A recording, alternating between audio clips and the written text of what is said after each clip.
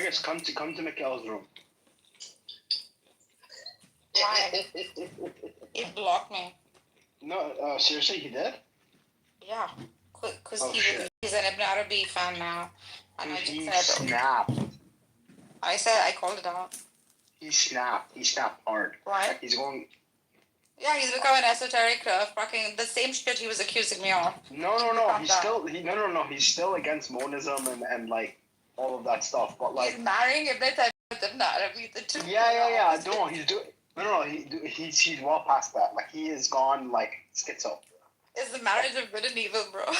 No, he's talking about like how like everything is geometry and there's patterns and it's the end of the world and like there's a one world religion coming and like I don't know, man. He's gone really schizo. Like you can't come. Seriously, he blocked you? I think he blocked me. I don't see it. I don't see his room. He said, I'm going to block you. I said, bro, Taimiyya and Ibn Arabi are two polar opposites. And we all know that. Like, you brought it up, actually. Yeah, I know. Yeah, so marrying that's too bad. Like, come on, bro. It's such a cope.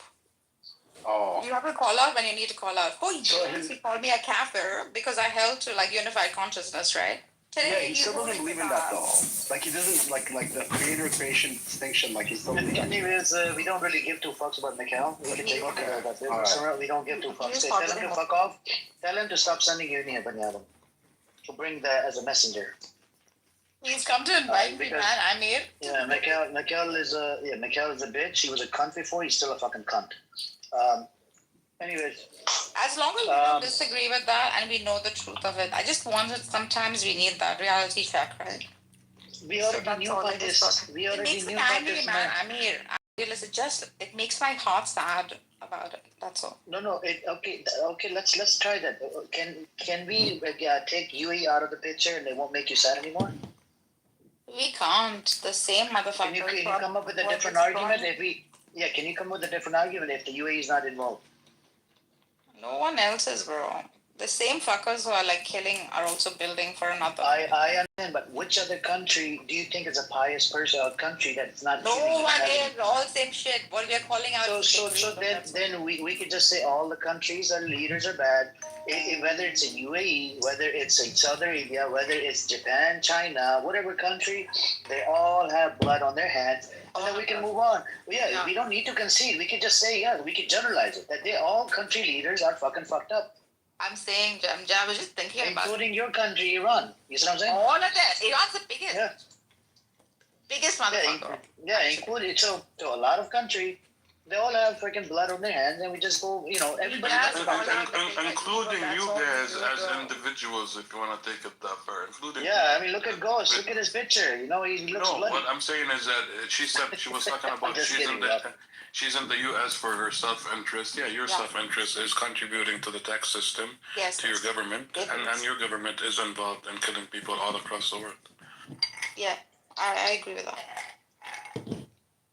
I wonder who Snake is. He gave me a follow. I wonder who this guy is. You want to come up, Snake? Introduce yourself. I agree with that. What kind of snake he is. Yeah, so everybody is complicit. Everyone is complicit. Some more, some less. Until we don't fix ourselves, we're just contributing to the problem. Yeah, exactly. And we're just going to look at it on a grander scale, but everything that we do on the scale that we do it at, like I said, and this is not to pick on you. I'm not trying to put you down.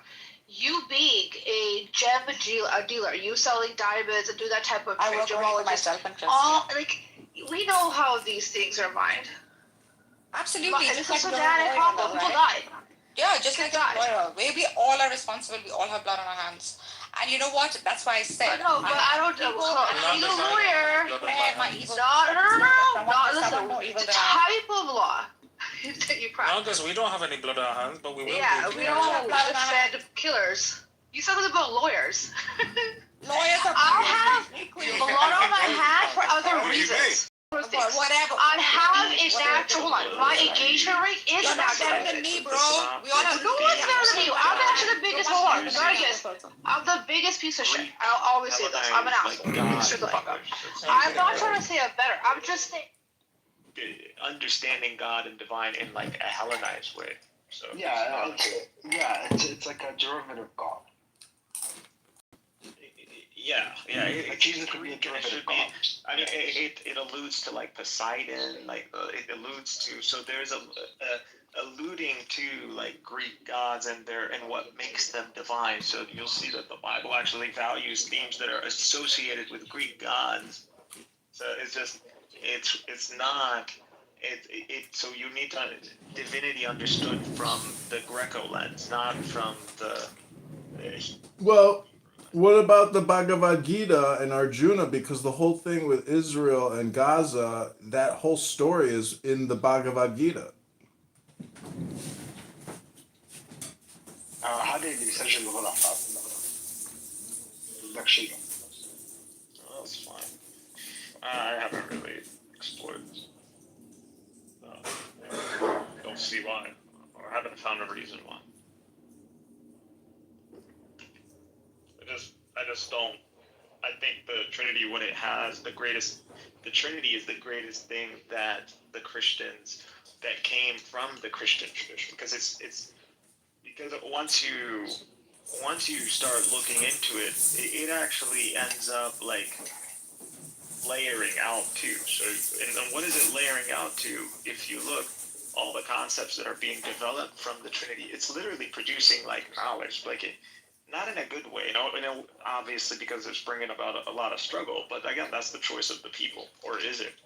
But, it's producing knowledge, so you start seeing concepts being developed, so I've been mapping, since the whole awareness thing, but which I've realized now, there's like noose and what is it, whatever will is, that's just Felice. And you got Gnome for awareness or mode of awareness, and so they got Gnome and Noose and Psyche and Thelma. Yeah, Thelma will. So you see, as they're considering like how to like understand the divinity of Christ, they are ending up developing concepts now. And these concepts, they're not necessarily in agreement between East and West. And that's really what leads to a lot of these problems. There's a misunderstanding on when the West says mine versus the East. So you see them developing, clarifying exactly this term separate. But in this, they are mapping the human. They're literally mapping you. Saying you got a soul, you got a mind, you got a body, and this body got a specific instinct. So how the hell did you end up so fucked up? And Buttercup, if everything is mapped, what happened to you retards? Did you go into a microwave as a child?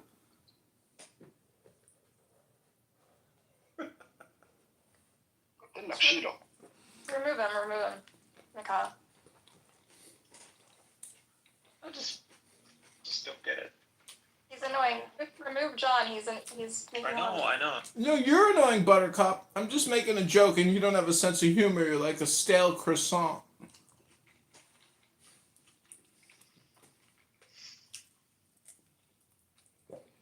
I think people get at a point in their life, and they just, again, I hate using the word, but until they come up with a better word, and I agree they need to come up with a better word, but collapse, like that's it.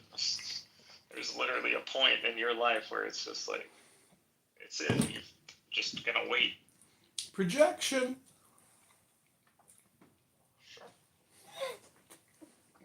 What's happening? ما هو بده يعني أشيله. هاي خلص شيله خلصنا. عفوا حبيبي طيب حبيبي أنا بعرف شوي عربي حبيبي.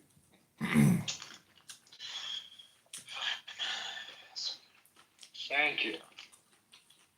Hold on. So, Miguel, do you think our souls are like emanations of God? I'm at this point, I thought I had a perfect model, but I don't know if this John is throwing his perfect model off. I want it to be an awareness, but seriously, like, it seems more, I don't know. The more you see, like, how this is actually mapping to reality, not, like, it's like, are there actually angels? Is is it thinking, or is it just the intellect that pretty much like governs how the field excites? And we're just describing this because it's like kind of how you describe like the quantum local grid, like it knows or something. It doesn't. So you're saying like a more deistic, like, or not even deistic, like an unconscious kind of god, an unconscious mover. You know what a knower means, Benny Adam? A knower? Yeah, knower. What would it apply to in your? No. You know what'd be wild?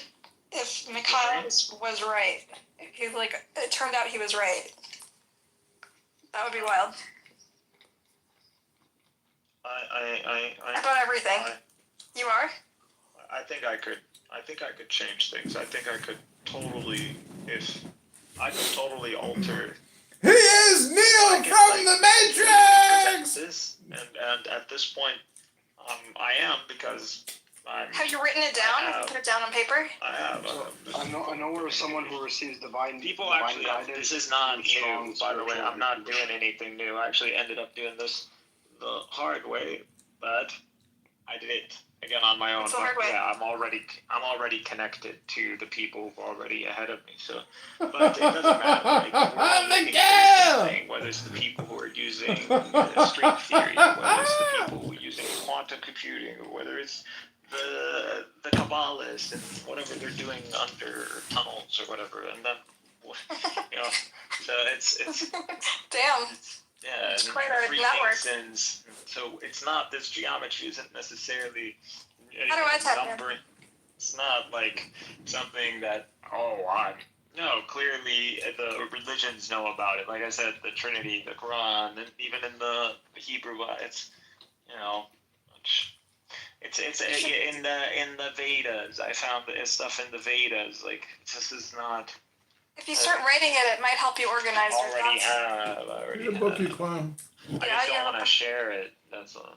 Why not share it? Because first of all, you wouldn't get it, and then two, How do you know? wouldn't be a good thing to share something that would lead to people. Benny and I are philosophers. We understand things. No, you're not. No? I'm not a philosopher. You're a philosopher of sorts, no? A theologian? I'm not a theologian either. Okay. Maybe Maybe an amateur philosopher. I mean, honestly, because of Mikhail, lately I have been getting into metaphysics a little bit. I'm gonna have to bash him with a fucking hammer across that, but well, no, it's more so the soul. The soul is very elusive. You could have been part of this journey from the very beginning. Yeah. There's good arguments. There's good philosophical arguments for the soul that are outside of religion. That have nothing to do with religion. Well, you decided to sell that it. is true. You sold your soul. I sold my soul? I don't even know if I have one, man. Who did? Still trying to figure out what it is. That's a good. Honestly, like, what is this soul? Like, is it just the information packet of mine preserved somewhere on I don't know, a USB drive? Is that what it is? Is it just like someone knows my serial number, like, my serial number to reconfigure my code? Is that what this is? Is it like, do I actually have an Usia where faculty of experience is predicated on that isn't the physical? And what does that mean? Isn't it a sub? I don't know. The day we got into Usia, that was whoever is that isn't Satan. Usia isn't. No, it could have been, because it is. You could look at it as an inverse, but it is the worst thing. It was the worst sabotage that one self-sustains. But it is actually. You're like the smartest person I know, Mikhail. You know so much stuff. Like I said, maybe too much stuff. Some of the concepts, the structure is valid. There's been an inverse. Someone flipped things around in the Trinity. So I do believe that. I mean, I've gained so much knowledge just from learning about the Trinity and thinking about it in ways that make it work. And so there clearly is some structure there. So there is some truth in this. Now, I just didn't know that it all connects like this, and what does this mean? Is it what is it that really Jesus did, or I mean, Are you becoming Christian? Are you converting? No, it's just like at this point, like, what did they actually present? Like, it's like this has been known. This. Yeah, we can't complete it, but it's like it's been known. Like, it's not. If this is, and I'm not. I mean, to know this is an achievement, but like, it's not complete. So that's one. And then whether Islam presents something complete from the Quran, whether the prophet, or whether or the author, or whoever you want to call it, is actually knows the whole thing or not. Like, I would say the Quran definitely has been a whole new perspective these last few months. It's just, I am not underestimating Muhammad is, or whoever behind Muhammad, or whether it's Jews, or whether it's God, or I don't know. But at this point, it's like you were hoping to see the horizon, and then all of a sudden you see a black hole. Like, that's where I'm at right now. I'm like, there's a black hole here. It's wild. Okay, I want to see the black hole. You really don't like me, Miguel. I'm troubled by this. Don't be an asshole. It's gross. I don't think that's gross. You made that sound so vulgar, Benny. It's not like this. They let you talk like that in the Orthodox Christian monastery you live in? No, but we talk like that in the Church of Buttercup, though. That's true. If there was a one world order, if there was a one world religion, they're gonna use this. They're gonna do that. Me too. I don't know. I kind of feel ya. I kind of feel it. I feel like you should start a cult or something. Like, you're speaking, it sounds like you're speaking truth. It makes sense. It makes everything line up. Like, it does, right? Like, it doesn't make sense that all these religions are siloed and they're not interconnected. There's got to be some common thread. I think you're onto something, Mikhail. We're already cooked here anyways. The pattern's already been played out in America. We're at Trump is president number 13. We've already crossed, you already know 13. Yeah, we're 13. About all 80 years shit is real. That stuff is all real. Wait, Trump is not number 13. What are you talking about? It's about? all real, dude. This. Trump is not. Your number's wrong. Your math is bad. Your math is bad. Yeah, how is Trump number 13? But his metaphysics is good, though. No. How did you get to Trump being number 13? Is it like 13 since, I don't know, something since the establishment of the state of Israel.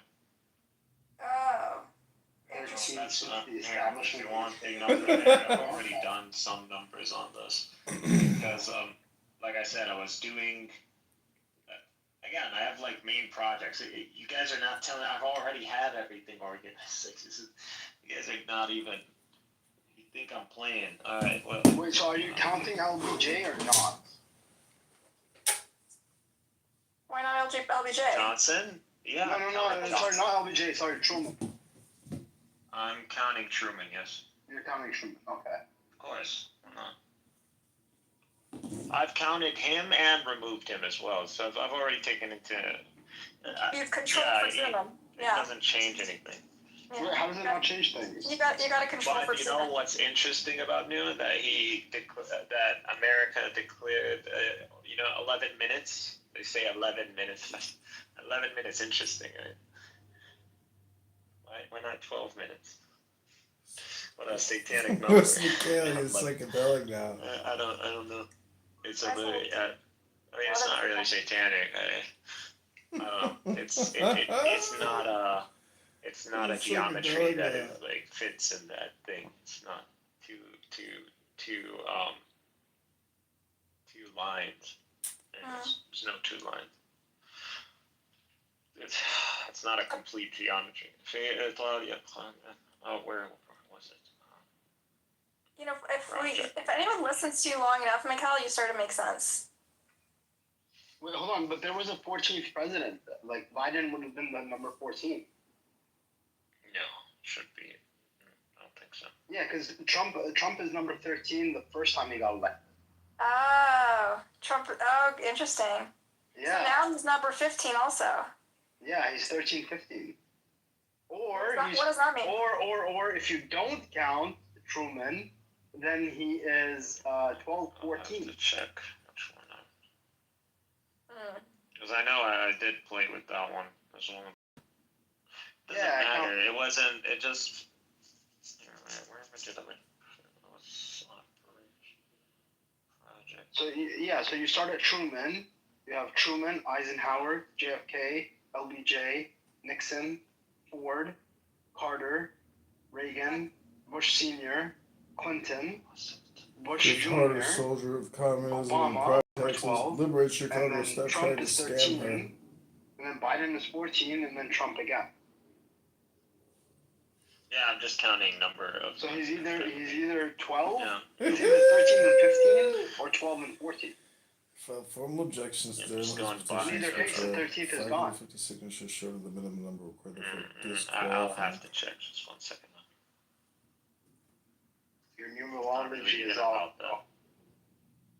Can you shut the fuck up, man? Like, can you just fucking shut the fuck up? Like, I mean, I'll I try. love how you fucking, like, want to do research, like, only when I'm talking about something. But, like, let me present the No, data I first. Pull it up research. before No, you, I like, research when everybody run talks about on anything. something. Man.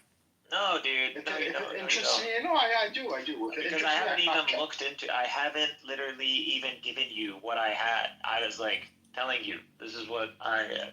I'm not sure whether I removed Truman or not. Like, I don't know. Okay, but explain the significance. So Let me find it first. What That's happened? I'm fucking So saying. the state's founded in 48, But and then can what even- did it trigger? Why did you? Why are we? like learning something? Mikhail, I want to know the significance of this. Why do we start with the state of Israel? Why is that the starting point for this? It's just part of its own project. I just wanted to see how Because that's the start of the new blueprint Antichrist. would. Oh. How that You blueprint got would funny? work. He said that? It could actually work. Yeah, I said like that. The three great antichrists, right? So like you have starts with the British, and then it shifts to the Americans, and then it shifts to Israel. Interesting. Okay. Yeah, but I forgot where I read that theory. Yeah. There's also what I want to say. Damn it, Buttercup, you Jewish woman, cut off. Stop putting Made me lose my train of thought. into his. Stop injecting your fucking weird conspiracy theories into your house. Stopping my train of thought, you Jewish woman. Harlan. Fuck up. It's irrelevant. I thought I have a goyish soul. Yeah, I'm starting to doubt that. Why? Hold on, no, I actually did want to say something. Oh, damn it. Sorry, I ruined your. They need to fix the search bar. So why 13? Is it like bad luck? It's a demonic number or something? It's an end of Is Trump a good guy or a bad guy? 13. Is Trump a good force or negative force in the world, Mikhail? Maybe you can recall that. Is Trump? Trump is just a transition. It's already the decline. Of civilization? Of what? No, just 80 years every happens. Oh, of Israel, really? Of the Not just Israel. Just everybody. everybody? What's gonna happen to us? Apocalypse? Everybody lives that 3-generation cycle. Is just everybody goes through it.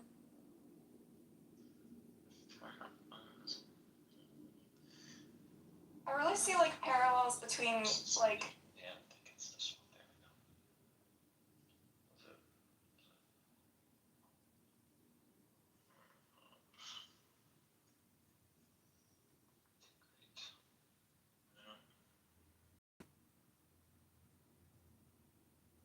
I think.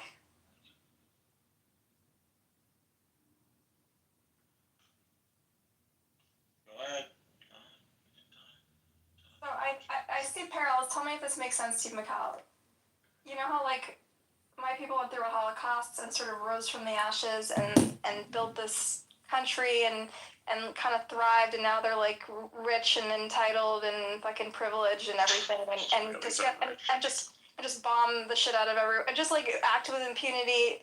I really think I just wonder, I hope, I pray that Palestinians after the genocide with Amir or some idiot here likes to talk about Palestine on an emotional level. I don't talk. It's not emotional. I imagine Palestinians too will rise from the ashes of the Gaza genocide. Fuck did I? And in like 3 generations, you're gonna be the assholes. That's my prediction. Whether we're there or not, I mean, I don't. Not you, the people who live there, obviously. I don't know. It's gonna. I mean, I'm just because I'm not prioritizing that now. I can't. I need to figure this out. No problem. But we'll work it out another day. It's like without there being something to God and set it up. Like if it I don't know. I'm trying to make sense of this first. I'm trying to. When I make sense of this, I can reevaluate everything. Oh, I put it under American. I'm sorry. That's why I can't find it. Okay, there we go. Oh, dude, I forgot. I remembered what I forgot. Did you look into the Albert Pike letter? Just a second, because I'm finally pulling out the data. I mean, are we helping? I don't know, but I'm contributing. If it's positive or negative, I'm not too sure. I think you're making things more complicated. I think you are. I don't know, Mikhail, is he helping? Is Benny helping this project? Okay, here we go. So, establishment of Israel, and I would set, obviously, May 14, 1948, but you would set that as 000. So, fall of Nazi Germany, May 8, 1945, you're going to get 306. And then end of World War II, 2812. Adoption, I mean, I added this one, but it's still, adoption of the final solution, 6324. You see these multiples? An invasion of Poland. And this one is where, and you could tell the numbers that are not good, that are not in their favor. So 8813. 13 is not a number that's good for Jews. It's a bad number. It's a really bad number, actually. Every time it pops up, it's a bad number. Wow, it happens to us. It's just not in your. It's not your cards. It's not your thing. Wait, dude, have you been listening to that Chinese professor? Oh yeah, that's it. Oh, here. I forgot. He asked me for the. No, I'm actually serious. Have you been listening to that Chinese professor? I've never felt like he said anything. I've seen him on like TikTok or something. I just didn't think he. So I watched like whole lectures for him. He gets some things definitely wrong, but he that's also why I has heard him interesting like waffle big time, like a few times. Like he's worse than the white guy. Yeah. I thought the white guy, he's like all about like Middle East and all that, but like I'm like, dude, you're waffling sometimes. Like that's not which true. White guy? Like, I'm not sure which white guy it is. There's a guy with the white guy with the glasses, the community college professor.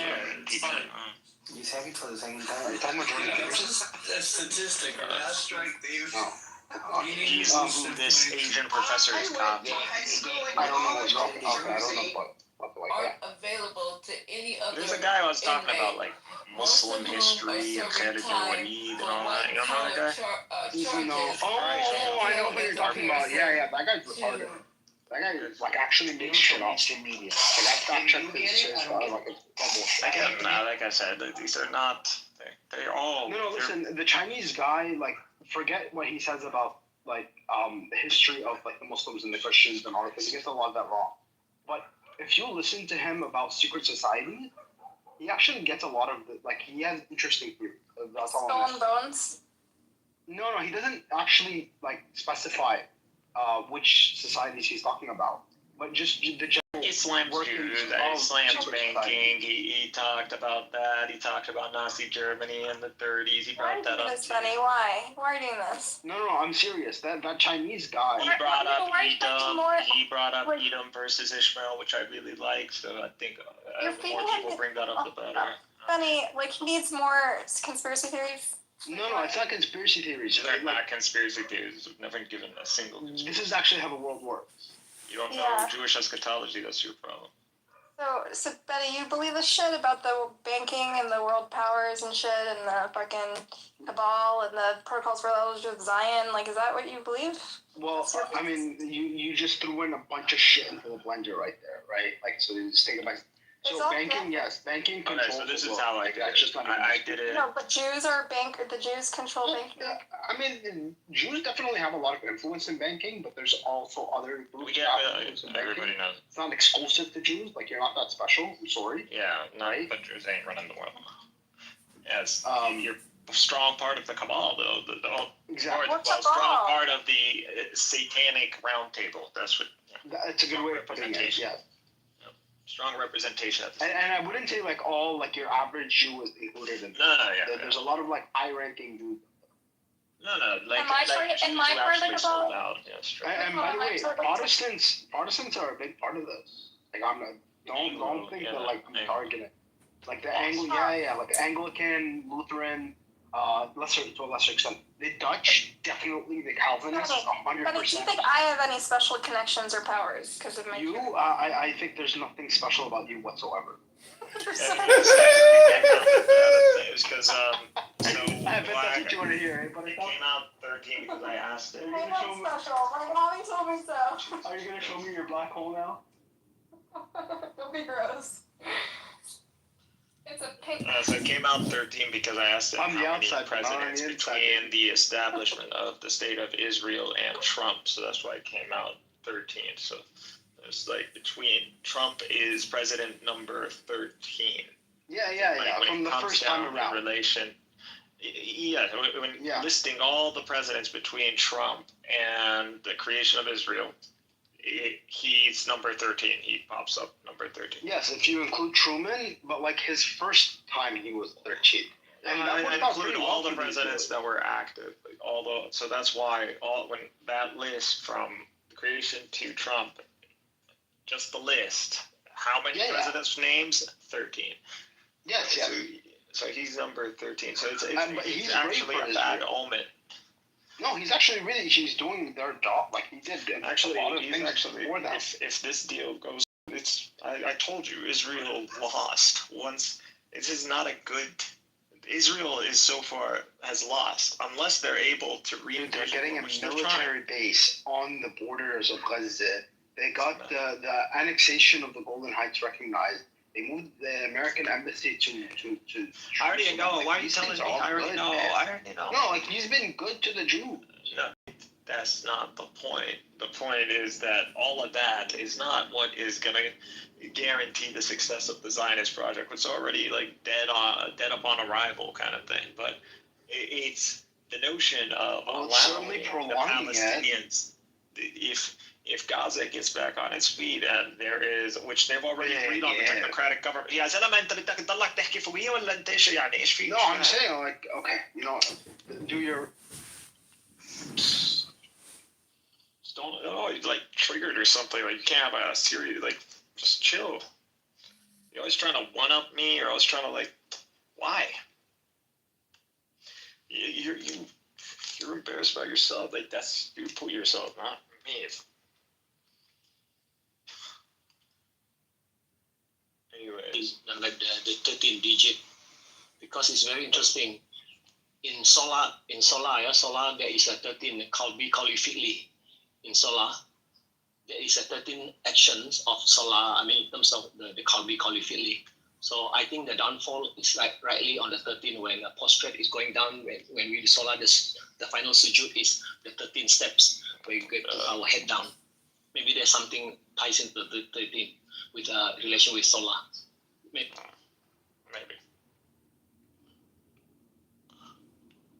Yeah, I just found that was cool. I found that those dates, like the main dates, about like World War II and fall of Germany, um, the surrender of Japan, all of these. It's like all these dates. There's symmetry between all these dates.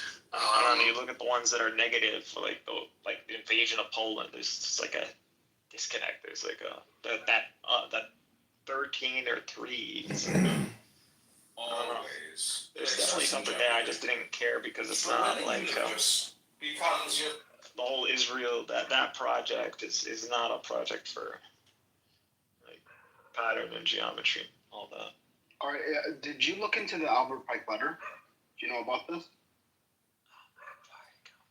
Who's Albert Pike again? So Albert Pike he was a Confederate general. He was also speculated to be a 33rd degree Mason. Right? Yeah, I remember that. Okay. Yeah, so the 3 world wars and how. So, I mean, there is speculation about this because, like. Yeah, the guy who was like prophecies and all that, right? It's like prophecies and stuff. He got the first and the second you World just War ripped off from somewhere. I forgot where you ripped off. I think you just ripped off the Kabbalist, yo. Zohar. Nothing he said that isn't in the Zohar already. Like I said, everything I said. Have you read the Zohar? When you read the Zohar, you can extract from the Zohar. There's a lot of Jewish websites that talk about and reference the Zohar. You don't need to read the whole thing. You need to read the whole book. Because it gives you a comprehensive idea of what's going on. If for you to learn, do Muslims believe in judgment day? Do they believe in resurrection? You don't need to go read the Quran to learn that about Islam.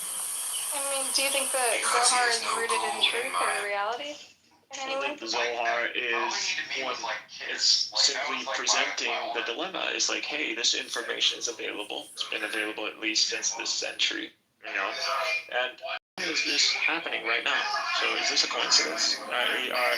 Is the Zohar like from God or something, or is it describes this God a game like plan?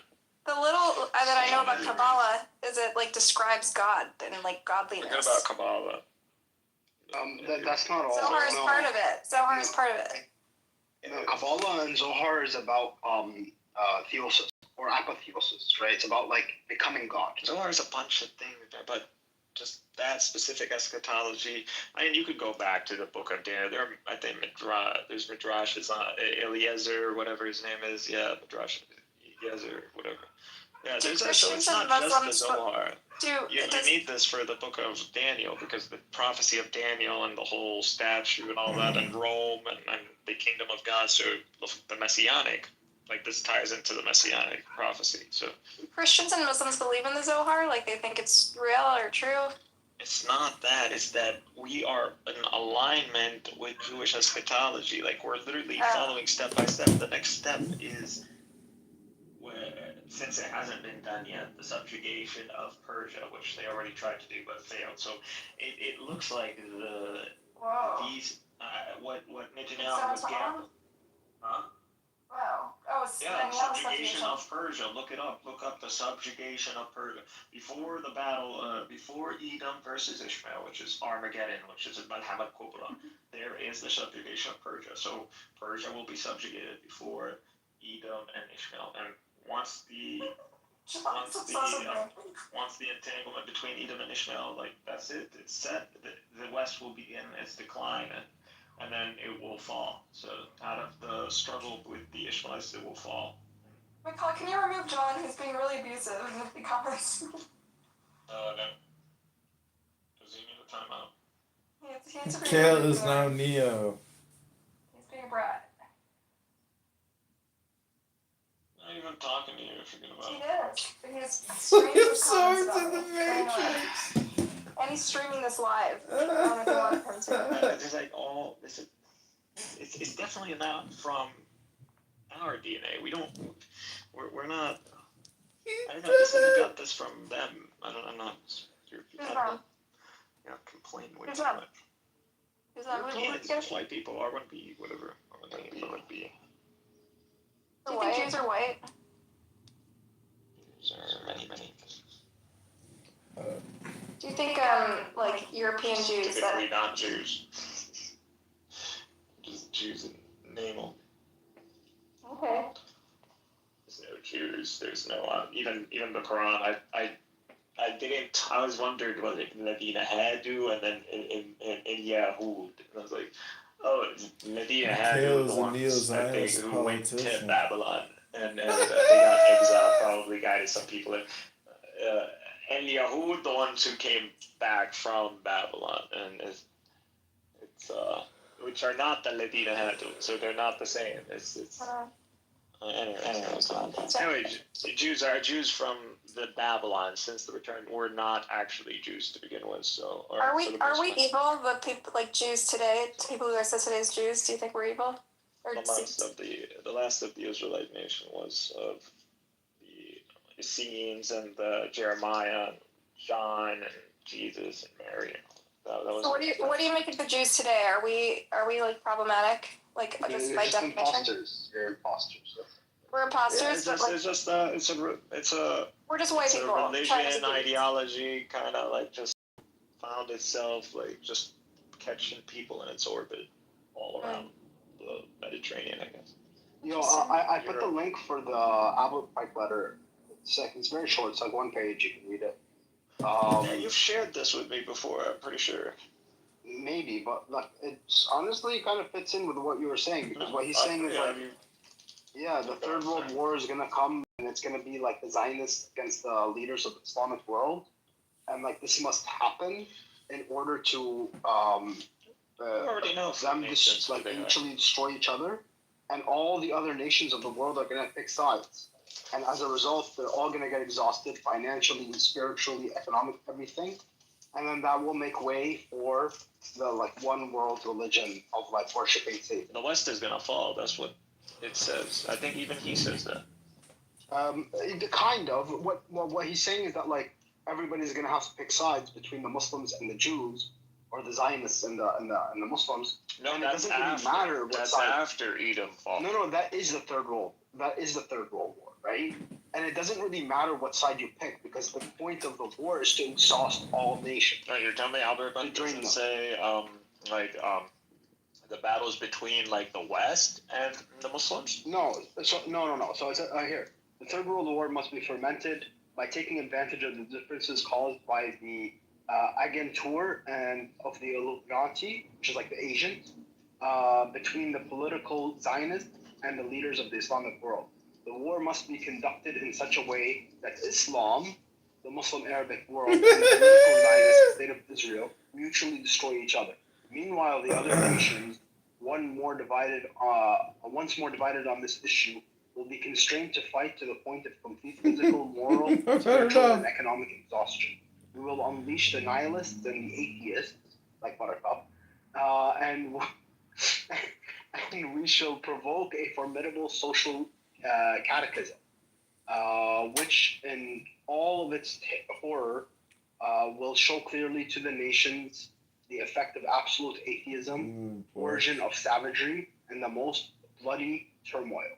Then everywhere the citizens obliged to defend themselves against the world minority of revolutionaries will exterminate those destroyers of civilization, the multitudes disillusioned with Christianity, whose deistic spirits will, whose deistic, no, he's saying like people will be disillusioned with Christianity. This is literally what is the word Illuminati. It's the whole point.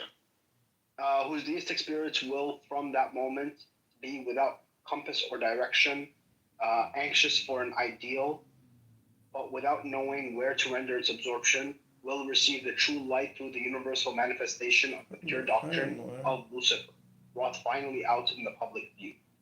This manifestation will result in the general reactionary movement, which will follow the destruction of Christianity. Yeah. Really? Yeah. Like a Luciferian or something?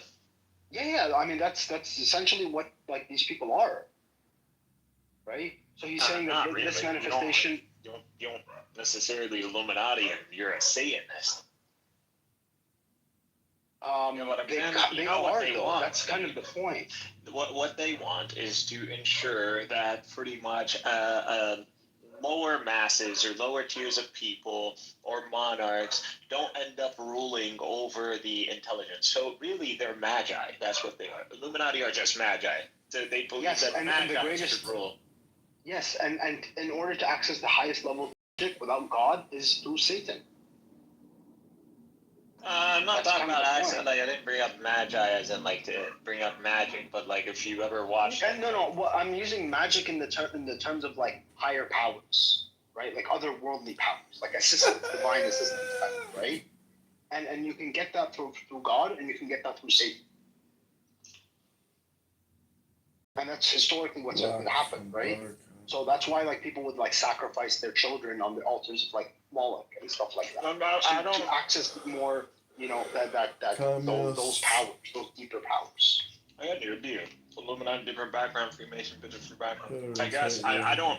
I'm surprised he's a Satanist, bro. Like I don't know. Like does he actually worship Satan? Like, that's what I mean. When you get into the higher levels of the Freemasons, that's ultimately what they are. Like they won't tell you this at the lower level. You have a bunch of like different Freemasons that are like just low level. They're the pack. They're like the they're like the foot soldiers. The synagogue, but at a different theme. Yeah, that's it. It's the synagogue of Goyim. That's what it is. Sure, yes. And the lower level ones, they're like pawns. Like they don't tell them. What does Freemason mean? I mean, masonry is like construction, right? It's like a mason is someone who works with stone. What did they try to construct? What kind of stone? What is it? The cornerstone, right? Oh, you don't know? The cornerstone. The temple. No, I think it's more so like because the cornerstone is used in Christianity, right? As Jesus being the cornerstone of our faith, right? So they're building this false cornerstone, which is the demonic cornerstone. Rebuilding the third temple. Look it up. Yeah, I'm sure that's part of it. I mean, I wouldn't deny that. That's the main reason. No, that's a means to an end. What's the point of the third temple? No, what's the point of the third temple? I mean, they already built it. No, but what's the point of it? The point is not to build the third temple. The point is to bring about the Antichrist. I got it. Have everybody worship the Antichrist as God, Lucifer as God. Just by rebuilding the third temple, if it would be a huge. It would be pretty much a killing blow ideologically for Christianity. Well, that's their intention. Like that's what I'm reading right now, right? Yeah. So the last sentence of that prediction is this manifestation will result in the general reactionary movement, which will follow the destruction of Christianity and atheism, both conquered and exterminated at the same time. So by bringing about this Antichrist, yeah, it's already active. Yeah. Now this letter is, we don't really know how old it is. Like the claim is that it's from the 1870s. There's no evidence for this. Huh? There's others like him. There are others like him. That's true. This is in line with others. But this is definitely from the 50s at least. Look up Moses Hess. Oh, I know Moses Hess. Yeah. It literally says the same shit. Literally. Oh, peepees. Peepees. I'll be the translator. Thank you. Anytime, D. Hi, Dad. How's it going? Women.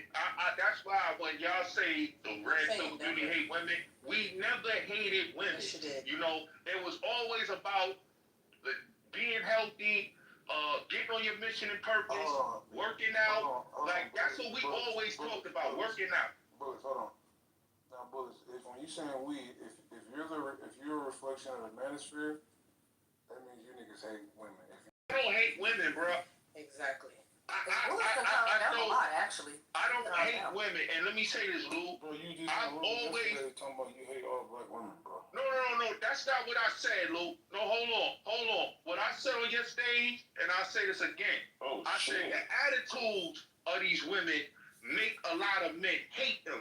But to say I hate all women, that means I hate my mother. I don't hate my mother. My mother's a black woman. So when we had these conversations, we have to stop. When people come here and they talk about the red pill, You asking me? You asking me what he said? They have to know what they're talking about. He definitely was dragging it. He did. He was saying y'all deserve to get a bunch of different things. No, I did not say deserve. No, Playboy, I don't know if you. I don't know what you was on last week. They said you went a couple days ago. Don't stay on the goddamn spectrum. You came in hollering, screaming. Literally, it was like 1:00 in the morning. Y'all got the replay? You was talking for like a good 15 minutes. I mean, we let you have the floor. And you was just going in. You was going in. That's why I got off my mic. I hate women. Hold on. That's why I got off my mic. Because I had been listening not to you for the last 3 hours. She asked you, are you a homosexual? Because she was confused. Yeah, I was confused as to why you were going so hard on a room of women that you didn't know. It wasn't like you were having your anecdotal experience where you were just yeah, this happened one time with this woman and I didn't appreciate that stuff. And I had some good experience, I had some bad experience. No, you didn't go. That was not your approach at all. You was going ham.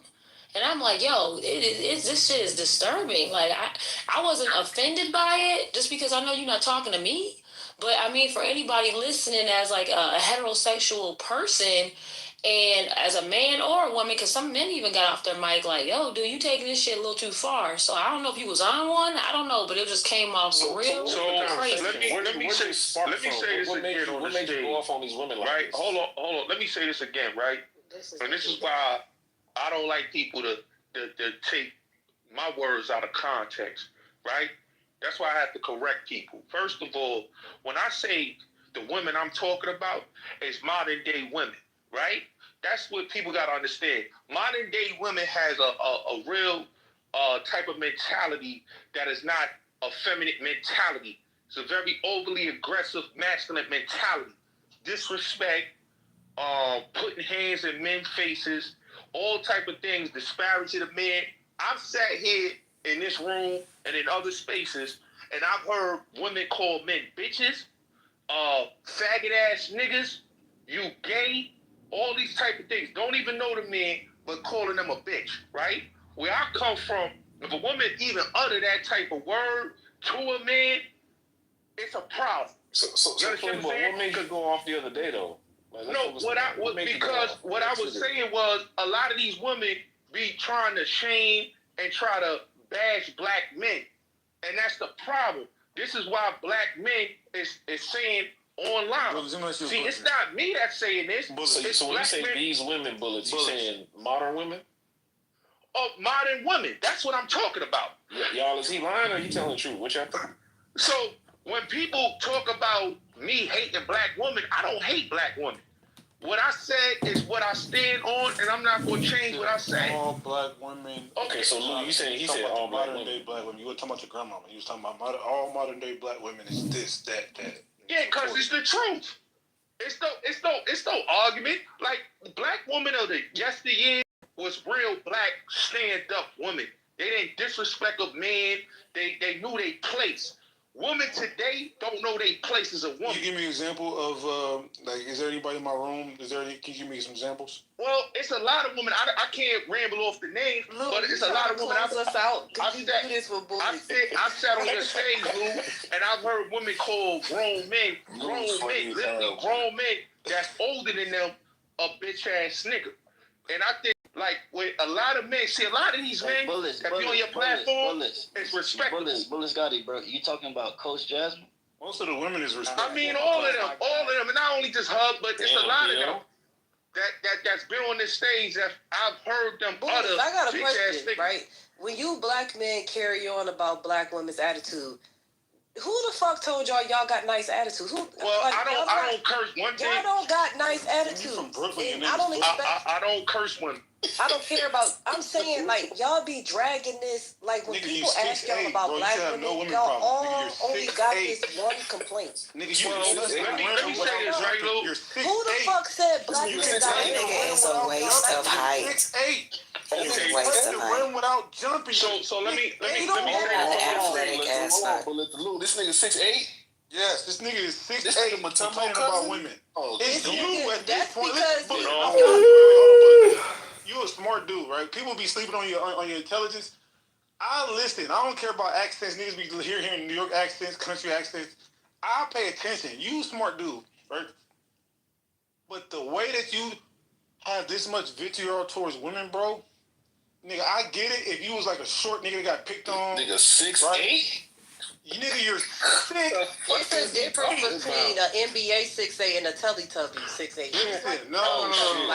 Yo, they say he hit his grandma on live while she was drunk. Wait. Yo, he hit his granny on live. Can I land?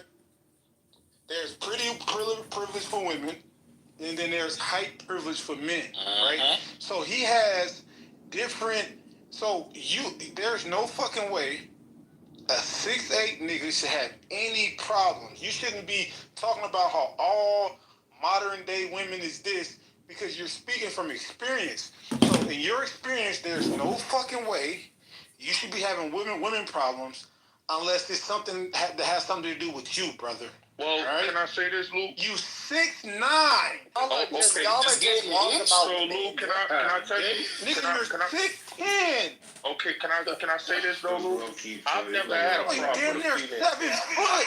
That's a fact. This nigga touching the ground. I've never had. And you live in the most diverse fucking city in the United States. You get Puerto Ricans on the left. You got Dominicans on the right. You got the Black Americans. You got the Africans. And he still has no Russian hoes. bitches. Well, can I say this on your stage, Luke? I've never had a problem talking to a female or getting a female. But what I will say is this. So why you can't walk into the bodega though? You never had a problem. What I'm saying is when I have all modern day conversations, black women got bad attitudes. You said all. So you're talking about women you dealt with. No, that's not true because the type of women I deal with are strippers. I never be knocking strippers. Oh well, that was when I was younger. What I'm trying to tell you on the stage, Lou, is that the type of woman I go for is you gotta like me for me. I'm not going for no chick that her spirit is fucked up and her energy is all fucked up and she just not a pure I'm short, bro. Listen, I'm 5'2". Listen. So, I'm 5'2". In the chat, I'm 5'2", bro. I used to get picked on for my height, bro. A nigga 5'2", bro. I know how hard it is, bro. In the chat. But no, what I'm trying to say is, Lou, when I hear a lot of these brothers that I have faces, I don't have no choice but to like. And I done had dialogues with a lot of dudes, and I done seen friends of mine that got straight up played by a female. You understand what I'm saying? And I just feel that a lot of those dudes is voiceless. So I'm speaking for the voiceless. I'm not speaking for myself. Hold on. Man, fuck them niggas. Fuck them niggas. So you telling me you screaming? Hold on. You screaming at 1 o'clock in the morning for your friends? Yes. No, like that sounds crazy. I'm speaking for men. That sounds I'm speaking for men that y'all have an interview with bullies. It's gonna be good. I mean, you had a lot of emotion, like. You know, you can tell a lot about who people talk to based off their experiences, but your experience were very, like, hood ratish. It was very... I never dated a hood rat. But listen, like, your complaints and some of the things that she was saying, like, what are you saying? Your girlfriend spit on you. That's some hood rat activity. Yeah, like, hold on. She was not my ex-girlfriend. She was a female. She was a female I was talking to. She was not my ex-girlfriend. Okay. She was a female I was talking to. So where the niggas you speaking up for? Where them niggas at? Are them niggas on Clubhouse? Yo, Can they speak for themselves? It was 1 a.m. No, it's not.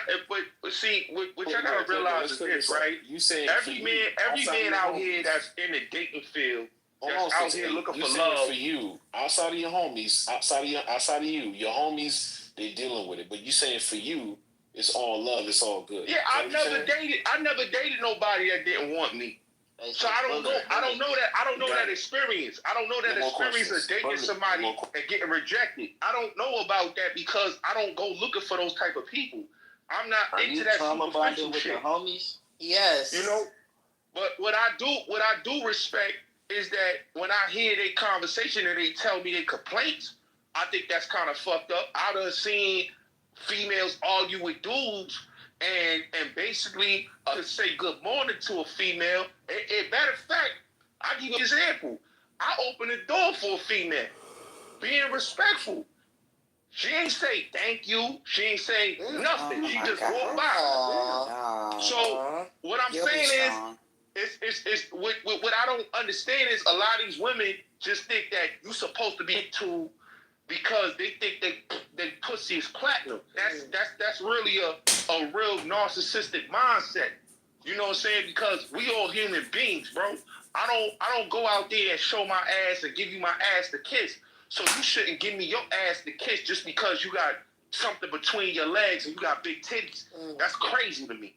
That's probably why the only reason you opened the door for her in the first place. No, I didn't open the door for that. I just saw she was behind me, and she was walking behind me, and I said, I'm going to open the door. That's just common respect. I was learning to have respect. The things y'all complain about with women be so fucking minor. Like, y'all literally kill us at the highest that's what I'm rate. saying. So y'all literally kill women. Y'all literally leave them in poverty. I never in my life killed no woman. The worst things that y'all say about women is not saying thank you and being mean to you. That'd be the worst shit that y'all can say about us. Y'all know the fucking shit that we can tell y'all doing, and the worst thing that you can say about a black woman is attitude. You niggas don't have good fucking attitudes. You must have took the pink pill. You niggas do not have good attitudes, and I'm gonna start putting it back on y'all. Black men do not have good fucking attitudes.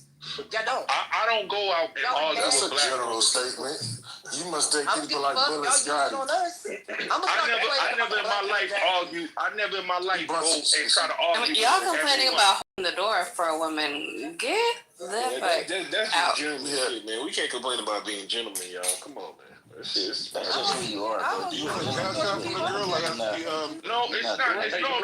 Dude. It's not about a cash app. It's just today when you deal with I could open the door for an elderly woman. She gonna say thank you. But when you open the door for a woman that's the same age as you, what about and a modern woman, she's disrespectful. None of the women are telling. What you saying, Lou? I'm asking you, was the girl black? Yeah, she was black. She was black. Was she light skinned? Yeah, she was light skinned. This nigga said when she light skinned Playboy. So you said that makes sense. She light skinned, so she definitely don't. Yep, okay. Stop it. This nigga toxic as fuck. And this is enough for him to sound how he sounded the other night, screaming like that because women didn't say thank you for. That's the worst shit that he's saying to make him hate women the way they do. No, I don't hate women. You keep saying I hate women. I don't hate women. I hate disrespectful ass women. And his categories are not even. I hate women. I hate women that got big egos. Let me ask you a simple question.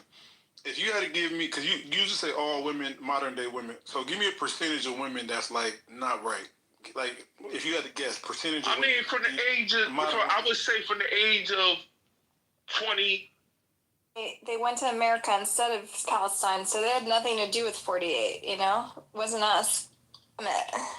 So why should I die in the 80-year-old? How do you think weapons got to Israel from America? You think my grandparents did it? Oh, I'm not saying your grandparents was it, but a lot of Jews in America were working on this effort. I know, but why am I for the crimes of other Jews? We pay for the sins of our fathers. That's why, don't you know? So I have to combust with all the Jews because of what other Jewish people did? No, if God were that great. But you're an atheist. Do you count? No. I don't know. Depends. Not according to Benny Adam. No, according to Halakha, you do know. Do you know why I would hide you, brother? Why? I'm gonna tell you later. Okay. Sinister. How's a popsicle stick? Hey, watch your tongue, lady. Oh my God.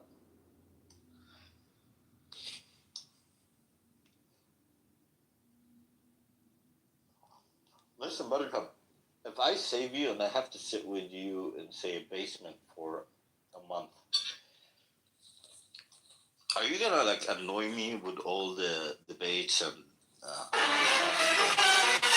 Wait, you don't have to be in the basement. You can go out. They're coming for me. She's gonna dominate your, prince. So you're gonna have to submit to her. That's right. Amir, you're disgusting. What is wrong with you, bro? You're gonna have to. Okay, Buttercup, check with that in the chat.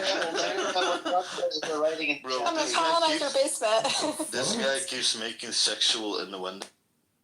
It's not appropriate. I didn't. I said.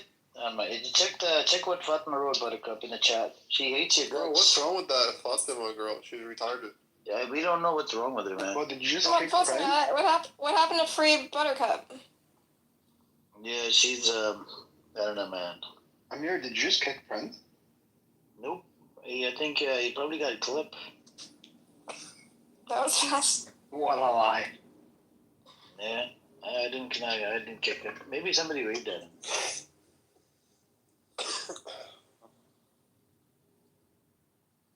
Look at what she writes in the chat. Samir, yum, he would do that. He wouldn't, Buttercup, you dumbass. Well, dangerous people, acting like a pick-me, Buttercup. You come over like a dumbass. Why do you beg there? What is this, Buttercup? I thought you older than her. We're just hanging out. We're doing. It's just. I thought chill. this was your bestie. You used to love her. I still love her. I still love Fatima. You guys love each other. Stop the cab. There's some beef right there. No, I think she's beautiful. You want that back and forth fight? Have a fight night. I think she's beautiful. I think she's smart. Stop it, Buttercup. Stop pretending. Stop pretending. She's a girl's girl. She looks out for girls. You know it. You don't have to put on this fake. She's a badass. It's for you. Alright. He won't protect you. She don't. She don't. This is all hypotheticals, Fatima. Calm down. It's fine. There's no 80-year-old curse. It's okay. Well, it's not an magic. It's not an 80-year-old curse. We don't believe in like ancient curse. Right. We don't believe in that. Hold on. The Torah definitely has magic in it. Like it literally says Moses was I don't believe in the Torah. I'm an atheist. I'm just saying, like we as You're an atheist or a Jew? I'm ethnic and cultural Jew, but I don't believe in God or anything. I'm not religious. That's gay. Medica, what can I ask you this? Look, not in a wrong way. I'm just wondering, what connects you to the other Jewish people? Is it being Israeli? Is it being a Jew? Is it being culture? Is it food? Is it clothes? Is it cars? What connects you to? Ethnicity is a fluid thing, so it's shared history. It's common food. It's these old books that bind us together, the literature, right? Chocolate hummus is common food? It's persecution that sort of cemented us as an ethnicity. The Nazis racialized us, right? And then the state of Israel further cemented us as an ethnicity with defining Jews a certain way. I mean, all ethnicity is a social construct, but it comes down to shared history, language, food, literature. These are things that bind us and make us an ethnicity, right? And like, can I say this? If the Holocaust did not happen, right? Do you think they would have still established the state of Israel? I doubt it. I mean, I think there would be immigration there, but people always immigrate and move around the world. That's just normal. No, but they would still wanted to establish a state, right? Like a Jewish nation or something, right? I think the I don't know. Who knows? Who knows? We could hypothesize forever, but I do think the Holocaust did make the case that the Jews are, it did sort of reinforce sort of the philosophy that like Jews are not safe even when they assimilate. They're always vulnerable, So it did give them a lot of clout. So you're going based on the identity because the Jews sort of like racialize you guys as Jews.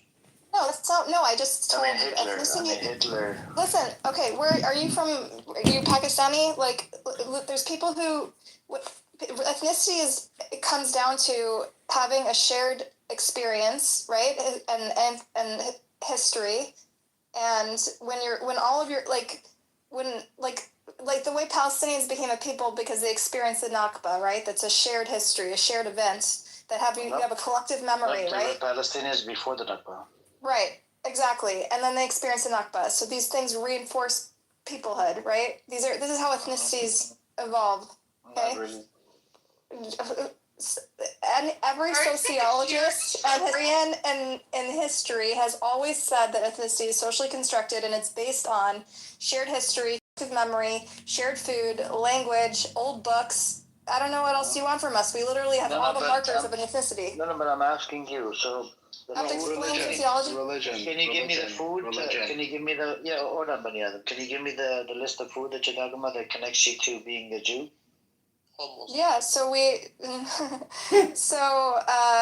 historically we eat something hot on Saturday morning, and because the Shabbat, we're not supposed to cook, they keep it warm overnight in a warm oven, And so this is something Jews. No, but that's according to religious practice, right? Let's say you don't believe religion, right? Yeah, that's religion. Yeah, but ethnicity, shared religion also informs ethnicity, right? No, we're not talking. We're not. Yeah.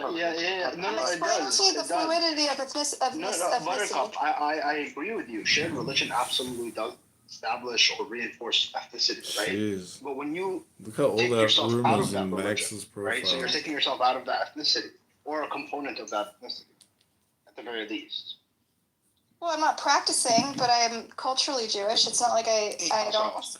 Okay, so this is a room called "Is Zionism Responsible for Settler Violence?" in Amir's house with this Pakistani Muslim terrorist promoting piece of shit Amir.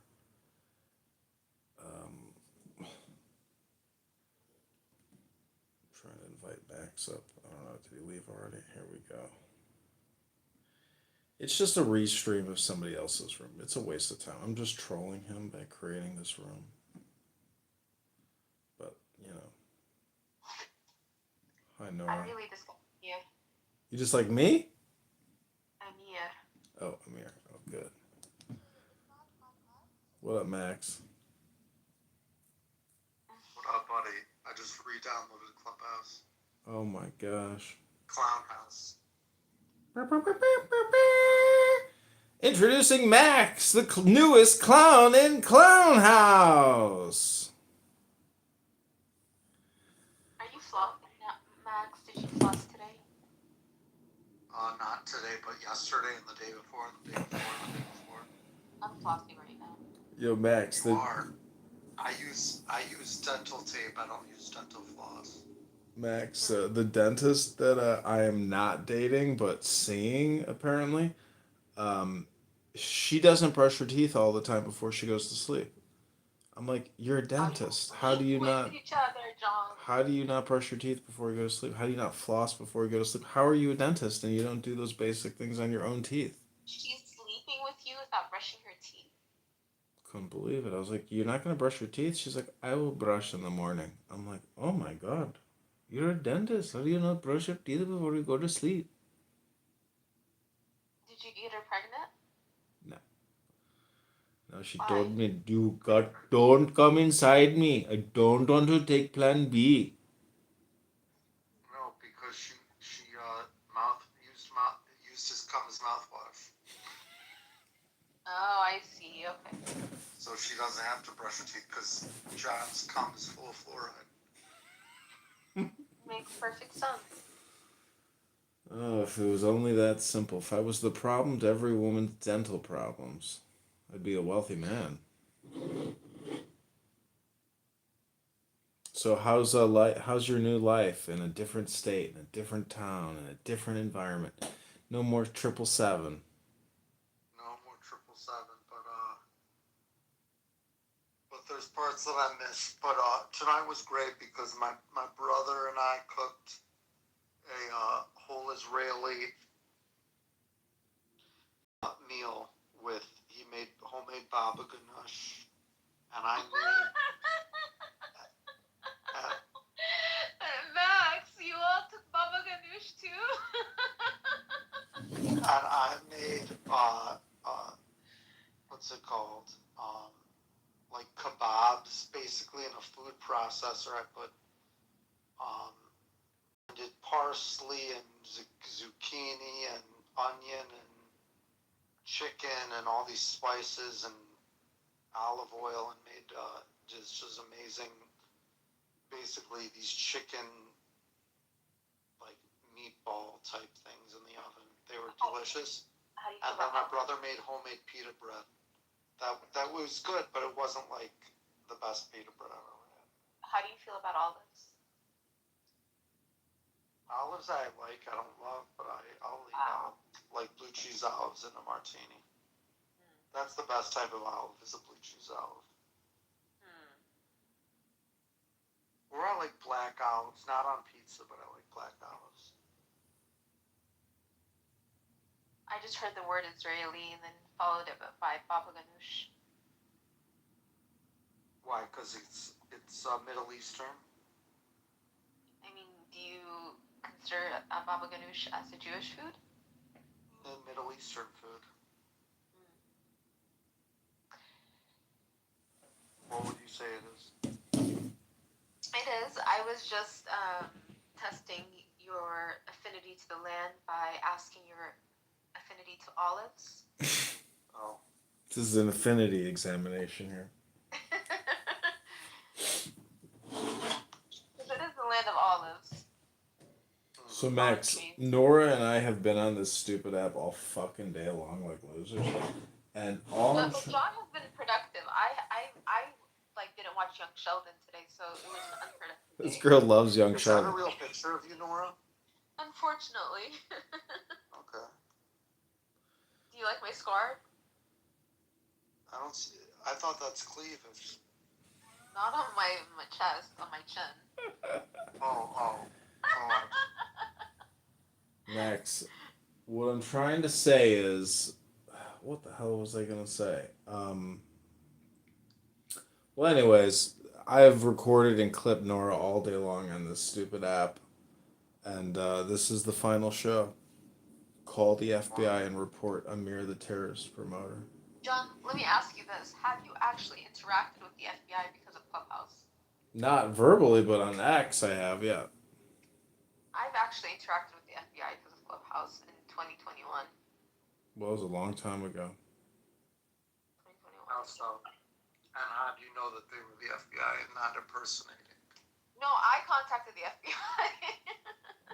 Oh. What's their phone number? I went in person. I went to their office in Louisville.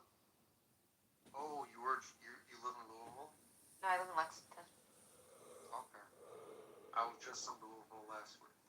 Oh. A couple days before the UPS plane crash. Oh, wow. Are you in Indiana? Oh, shit. I'm in Nashville now. Oh, Nashville. Also called Catville. I didn't know that. Did they ever find out what happened with the UPS plane crash? I never saw the follow-up. I don't know. I have no idea. Let me Google it. No, Nora didn't go to the FBI to tell them to investigate it more.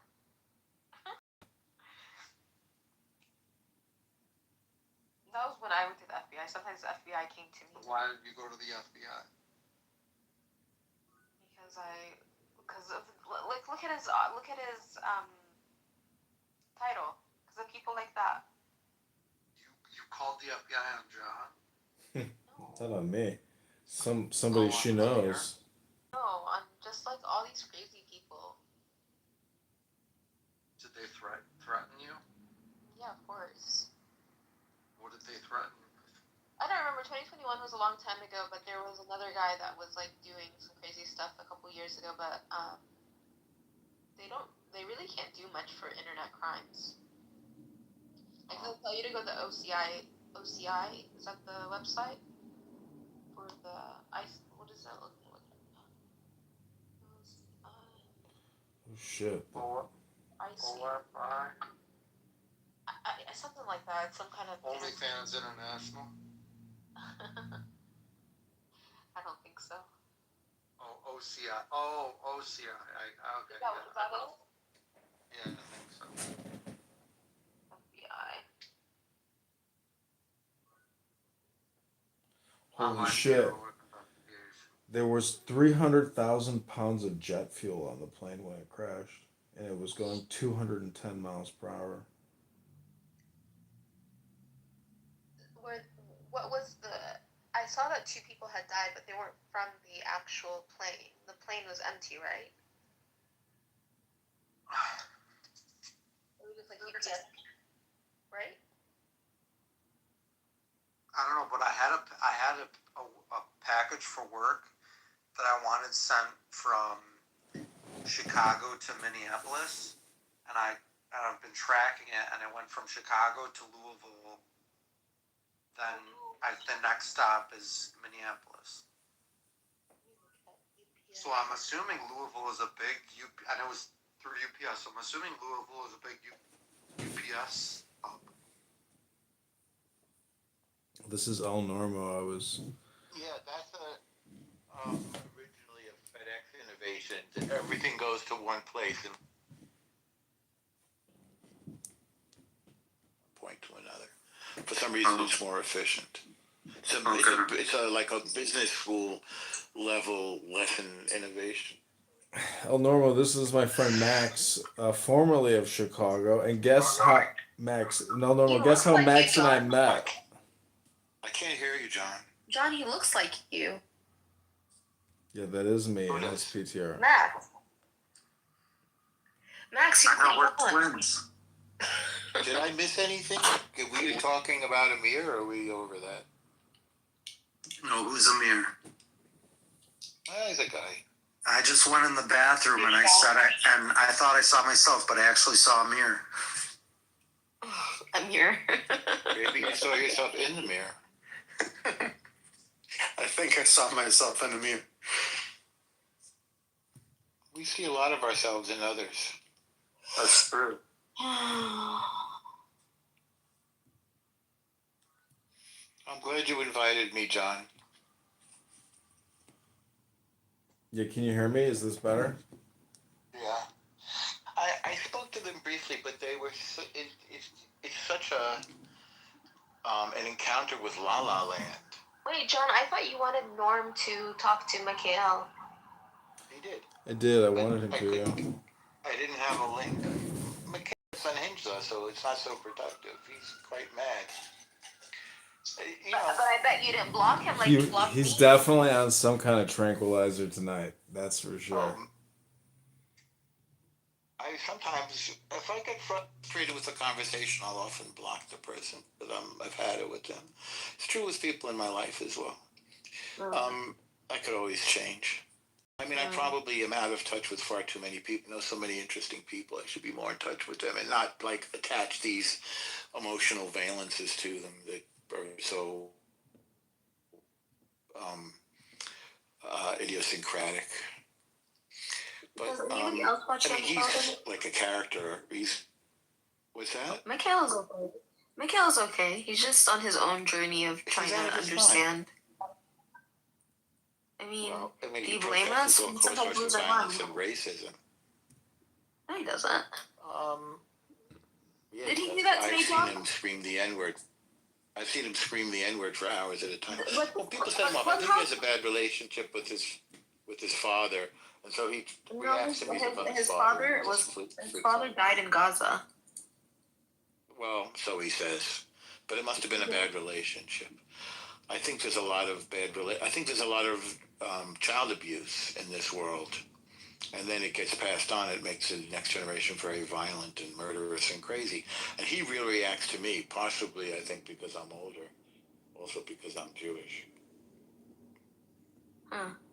Max, are you Jewish as well? The Jewish he hates black people too, and he hates black people, gay people.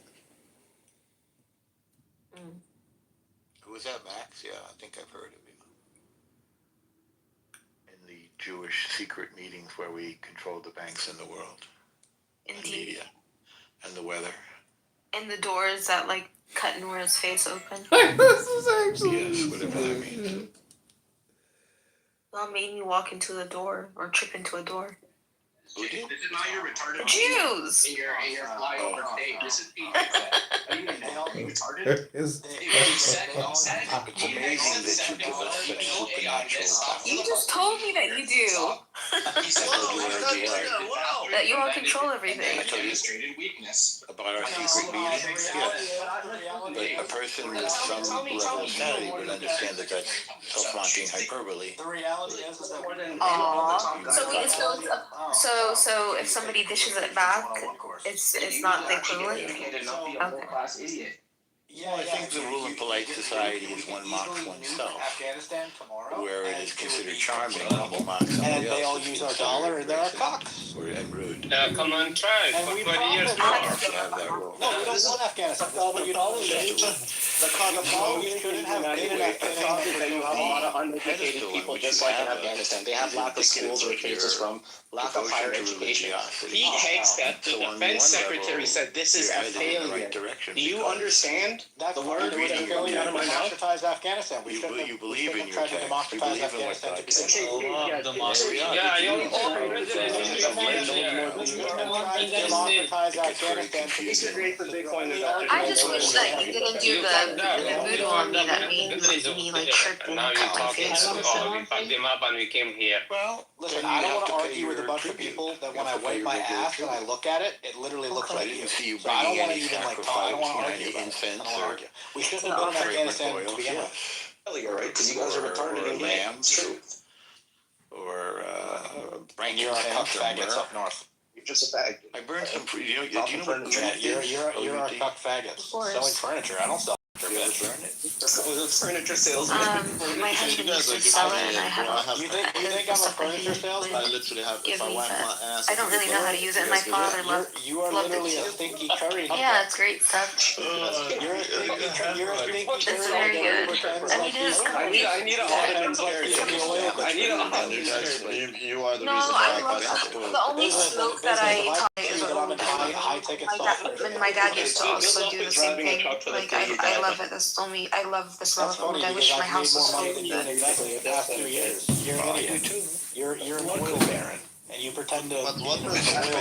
You're on the app all day. I mean, I don't know where the parts are, but I had charcoal and the part and I had this You buy a little burner for $19. No, I had all the stuff and I had like the most amazing smelling wood, but I think somebody accidentally threw it away. So That's what happened to me. yeah, it sucks. Have to get one. Anyway, weren't we on something? You wish we wouldn't do something. Norm, did you? Yeah, let me show you. This is the voodoo that you all did. Let me show you. Oh. 1 second. Let me get it.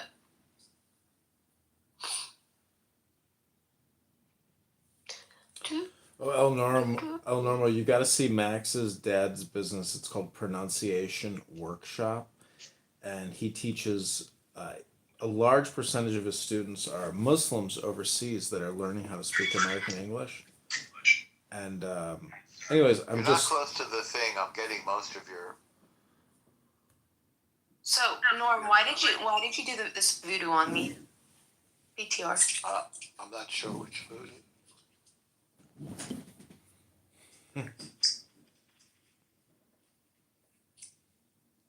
It's a lot of blood. He was successful. I know, isn't it so sad? He was kind of unknown. You remind me of my And he did his brother. thing when he would go on He used trade. to say he's accident prone. It's so sad. I can't believe this happened to me. So that is one of the real Well, I hope examples. it's I had okay. that not only once. I was I kind of maybe But that's a coincidence. I that's tried it for the at least joke that twice. you play. It's like, And- Norm, why'd you do this to having me? that, If I that's did why it, I it's cleared the not one just now when not this far guy is a from non-Muslim, he the was given perspective of the the understanding perpetual victim. That in a- everything that's wrong is From the fault Jew? of one evildoer. Yeah. Hmm. You can meet up with me. Okay. At the same time, you revere us because we're the people of the book, and you know who we are. That's as far as I'm gonna go. I'm We're not in your gonna book. go to that idiot. You think about Not us a gonna go lot, on anything 'cause you didn't even often dock me as I think about Jesus. source of. Well, that's new for you, right? No. No. You thought about Jesus before the fellow who shall remain unnamed? Who came up in my Insta feed? Huh? Why do you come in your Insta feed? Why do I come in here and what? I said, why would he come in your Insta feed? That's funny. Say again? You said he came into your You Insta dropped out. feed. Yo, shoot, nigga. I ain't going. Y'all can have this shit. At the end of the day, I know what I was laughing at. Are you and just I know like trolling me right now? Is it? No, I'm not. Maybe Max, if you mute up, because I think you're feeding back into Max's open mic. Why would John, you want to mute Max? I'll I said, mute why would he come in your Insta feed? Oh. That's weird. I guess because the Insta feed is reading my contacts from here. I'm seeing I got permanently banned on Instagram. cross-pollination. What a surprise. You're welcome. I'm sure you had nothing to do with it. No, I control all the media. Exactly. it's just weird. I have to write about this. This is a little bit like Jean-Paul Sartre's anti-Semite and Jew, like one can't exist without the other. Because you do realize Palestinians are Semitic people, right? Well, that's not a really meaningful term, Semitic people. Okay, you speak a Semitic don't say language.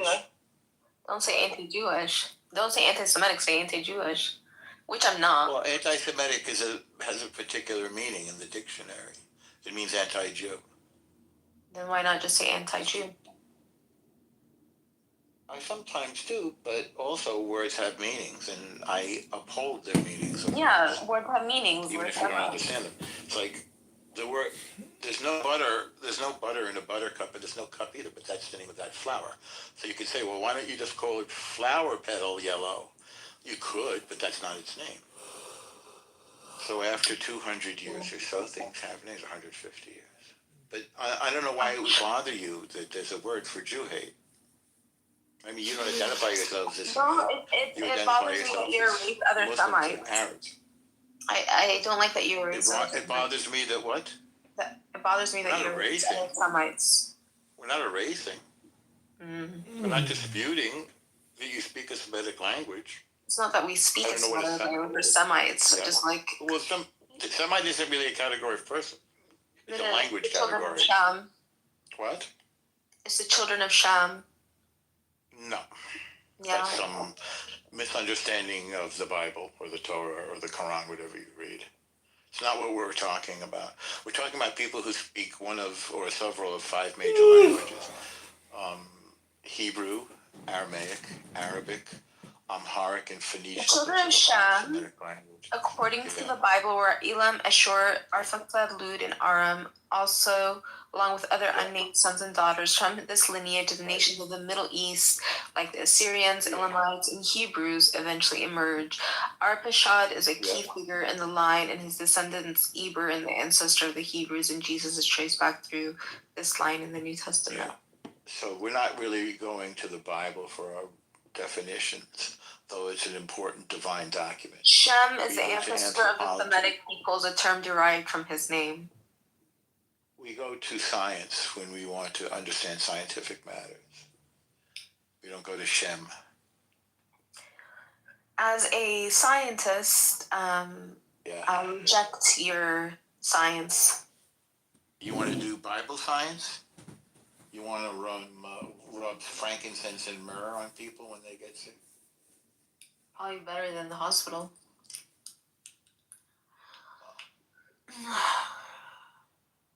Hospitals just...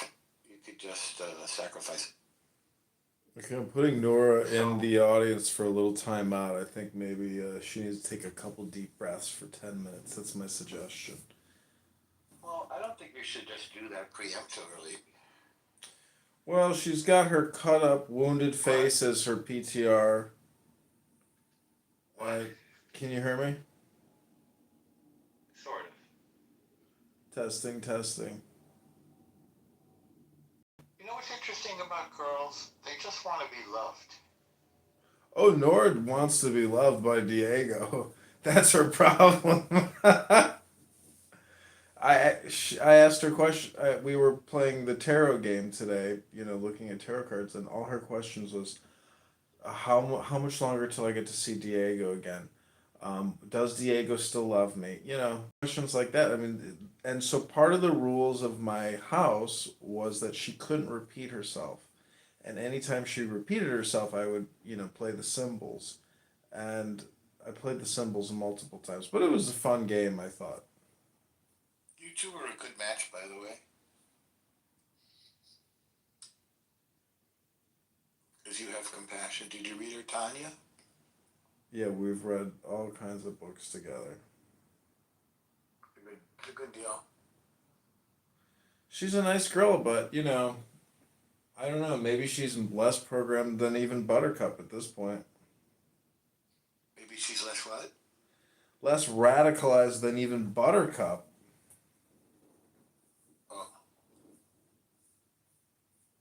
I don't know. I mean, I was listening to Buttercup in Amir's room and live streaming her. I mean, she's an atheist, I guess, I mean, she doesn't even use the word humanist, but it's pretty pathetic the way she describes herself. Did you record it? Yeah. I'd love to hear it.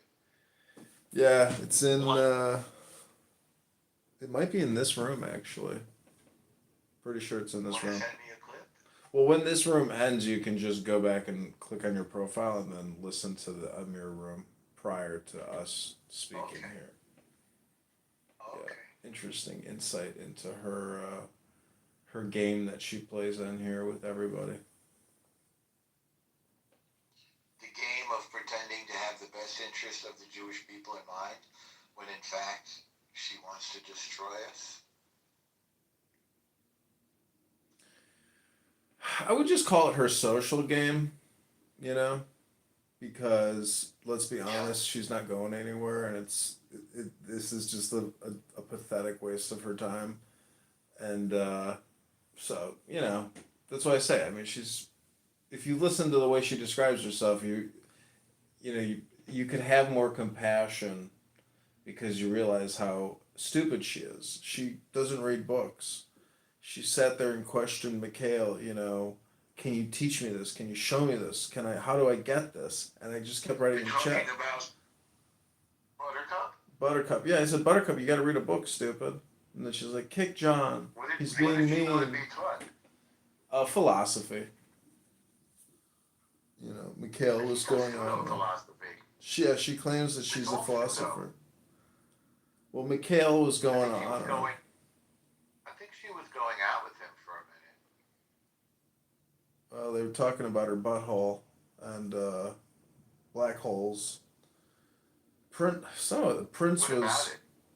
was saying he was going to copulate with her and show so he could see her black hole. I mean, anyways, it's just a joke, Norm. I mean, I'm not joking. Like this is what these people talk about. It is what it is. But anyways, Max, I know Max here from Chabad, and we've been friends for I don't know. Is this Max Rice? No, this is Gruber. Well, hello to you. If you're a friend of John, then you're okay in my book. Yeah, Max is Ahmed Kacham. His dad married a gorgeous woman who converted, and his dad is a world-famous speech therapist that teaches non-native English speakers how to speak English. There's no bigotry against you, Nora. You're going to be able to come back up here. Just raise your hand. But I just put you in the timeout because, I felt like you could... That was a little abusive. To put her in the goo? Let her back up because I'm curious about this picture. Why her face is She tripped. split open. She tripped and hit the screen door of her house. Norm did voodoo. Oh, there you go. Let's do that. Oh, he left. Yeah, you insulted him. Okay, there's no such thing as voodoo in the Jewish religion. Well, what's your point? How's that an insult? Because if you don't have anything nice to say, don't say it. I think you kicked him out. I didn't kick him out. He said, I'm out of here. Oh, I didn't hear that. Anyways, yeah, this catfish here, Max, tripped and cut her face on her door. I'm more of a scarfish now. At least she's got a sense of humor.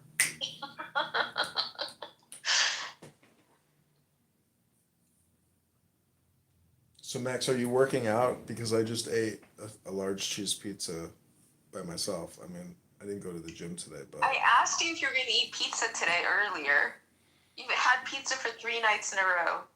Oh, no. Don't remind me. What did I eat for dinner? Oh, I had lebana. What's that, goat milk? You don't know what lebana is? You call yourself a Jordanian visitor. It's a dairy product, Lebnet. Yeah, lebana and olive oil and olives and bread.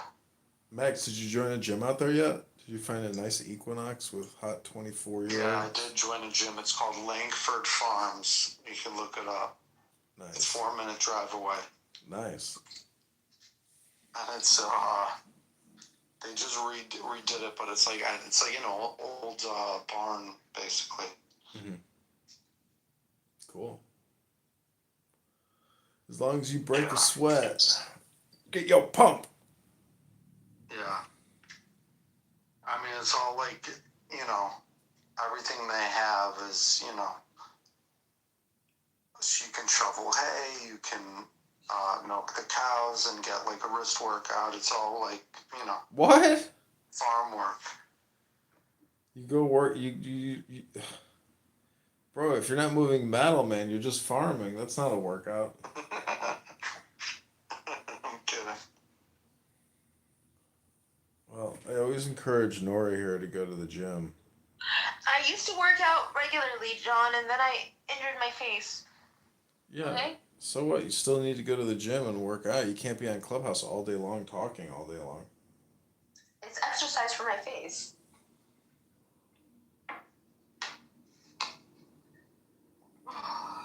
I don't mind. Okay, I'm going. Okay, good night. Talk to you soon. See ya. All right, bye.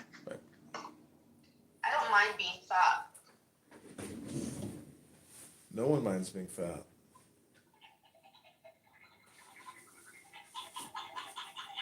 Are you brushing your teeth? Yeah, even brushing my teeth is a sport. My face is not. Painful.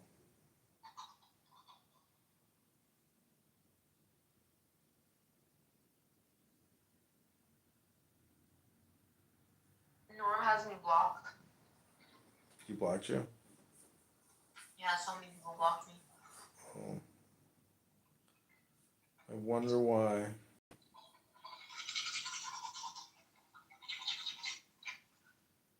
I can't really feel. Oh, it's okay. Oh well. Okay, I'm gonna go back to Amir's room. How did I do this here? Okay. Let's listen back in to the terrorist supporter, Amir. Mostly calling ethnicity. So I really think it's up to the group and how much of that they choose to make part of their identity. And I think that's why traumatic experiences are much more transformative in people's identity. Like it has to do more, it impacts their identity more than those that aren't traumatic. And so I think that's where you have groups forming with stronger, so-called boundaries. But yeah, I can't see that there's a shared history there. A lot of the nation states are built on completely official grounds, right? They're totally made up stories about who we are and what our history is so that we can unite. Look at America. Oh, land of the free, home of the brave, blah, blah, blah. Like I was taught all that nonsense growing up here. Then I realized, wait a minute, all the people actually from here and the majority of the people who have lived here never had that experience, but am I going to choose to adopt that narrative and make that my sense of what it means to have an American identity? I mean, I could, but I would know that it's not true, so I have to be honest about that.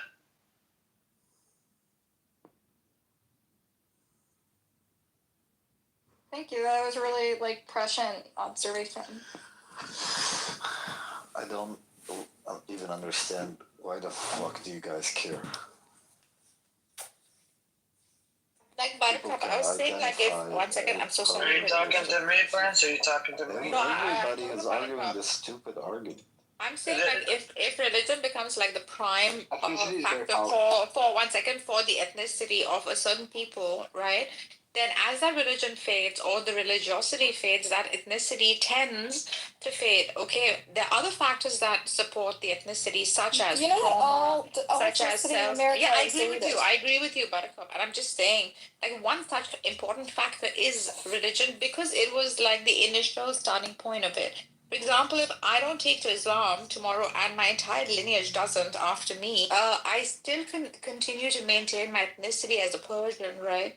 So this is what we're trying to say, I think. Now, there are other factors that bind to ethnicity, such as trauma, such as we feelings, such as culture, such as other people recognizing it, etc. But I'm saying when it starts off with religiosity or religion, as the religion fades, the ethnicity tends to also kind of take a different route. Ethnicities don't have like a start and an end, okay? These are things that evolve over time. And I just want to say, in America, for example, this big melting pot, most ethnicities over time are diluted, and people don't identify. People who are an eighth Black or an eighth Hispanic don't necessarily identify as Hispanic. Over time, all ethnicities get diluted, right? And similarly, I agree with that. So But I think, Buttercup, one thing we're missing is that Nargis doesn't recognize that this Persian identity is something artificially created during the time of the Shah, right? It doesn't have like some deep root. There wasn't like a living tradition identity. What she's referring to. By the Shah. Listen. This specific Persian identity, if you ask what is it, it's going to be remnant of things that were created in modern times. There's not access to some culture and identity. It sounds like a year from like thousands of years. I know. I'm saying you got to look. I know a lot of Persians in different cities, right? Usually they are Persian because they're not Muslim, so they're trying to reconstruct an identity. But even there, if you actually talk to them, a lot of their language, right, is the Islamic language. A lot of their practices are going to be like tied to religious practices, but they're trying to create the separation. I'm not saying it's right or wrong. Like, who am I to say what's true Persian culture? What I'm saying is that you have to recognize also that a lot of things were created in modern times as a way to try to unify a group of people. Really based on history from 5,000 years ago. We can't deny that. Well, Muslim, I'm gonna push back on this a little bit. So many Iranians nationality, when they call themselves Persian, it's not to say that we're not Muslim. The reason is because well, at least in America, I can tell you in the 1980s with the Iran-Iraq War, and after the 1970s hostage crisis, the name Iran or being Iranian had a very bad stigma to it. But it's not because of Islam, it's because of, just as... You want to say we're not Arab. That's what we're the doing. good guys and we're the bad guys. No, we're saying we're not Arab. In the 1980s, Iraq was the good guy and Iran was the bad guy. Okay, so that's why Iranians call themselves Persians, is to get away from that negative stigma. We're like a lot of us fled that country because of the rule of the Islamic Republic, and then we come to country like America seeking a better future, and then we're called terrorists here. You know what I mean? It's such a bad, we put a lot of, that's one of the reasons. Second, when we talk about our Persian identity, it's way before, and I don't know which king you're talking about, but it goes back way further than that. When we talk Persian heritage, even people today that are practicing Muslims will often go back to the time of Zoroaster and refer to a 5,000-year heritage. So if you look at how we celebrate our new year at the spring equinox, if you look at a lot of the traditions we have, they far precede the time where Iran or Persia was even Muslim. Okay, so yes, I know, Taco. But let me give you the example, Taco. I'm understanding what you're saying, Taco. Here's the other example that relates. It's in the same way that Americans want to connect themselves to Roman history, right? Like there's this sense of, our identity traces back to this much longer tradition, the Romans and the Greeks, etc. Right? There's like Stoicism. A lot of people study this stuff, when they come from a European background.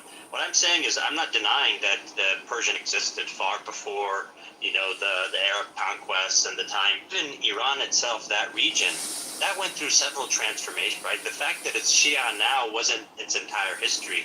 What I mean, like, that I understand the identity, the acknowledgement of what you want to call yourself. I understand that. But there is a culture, and I'll give you one, it's a silly example, but ask yourself how many Persians do you know that drive around in G-Wagons, right? And that it's connection to the time of the Shah rather than a connection to, let's say, some several thousand-year-old history. All I'm saying is that sometimes it's a little more superficial. Yeah, And it's usually because you're trying to create a new identity. And most of the identities, it's most of world identity today, especially the nation state identity, is completely artificial. Like, it's constructed on top of actual tradition and culture in a way to formulate this thing that could unite a group of people. All identity is It's a way to organize ourselves. That was really say. smart, Taco. That was really smart. Like in America, it's like you read Philip Roth. You like Woody Allen. You have Woody Allen glasses. You talk with your hands. These are all like superficial things that make you Jewish. You become a doctor or a lawyer. These are all like kind of superficial constructs, which is just the way we like humans, as the human species, like to categorize ourselves, right? Yeah. Now, Muslim, I have a question for you. It seems I'm just gonna What take up, a guess dude? here, but are you? Huh?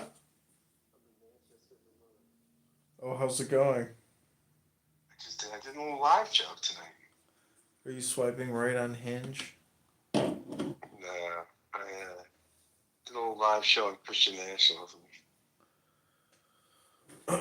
Well, what's your topics about? It was about Christian nationalism. I did with my buddy Bill. We did a whole show about the history of Christian nationalisms, and it was good. Well, what do you think? George Bush, Dick Cheney are the outcomes of Christian nationalism? No, I talked about how basically I think we do need the cultures need. The cultures are religious and largely. There aren't really secular cultures, right? And Stalin is the example of this, right? That like Stalin, it's like you get secular religion if you try to, if you try to secularize things, it really doesn't work. And so, it was interesting. I leaned a lot on T.S. Eliot.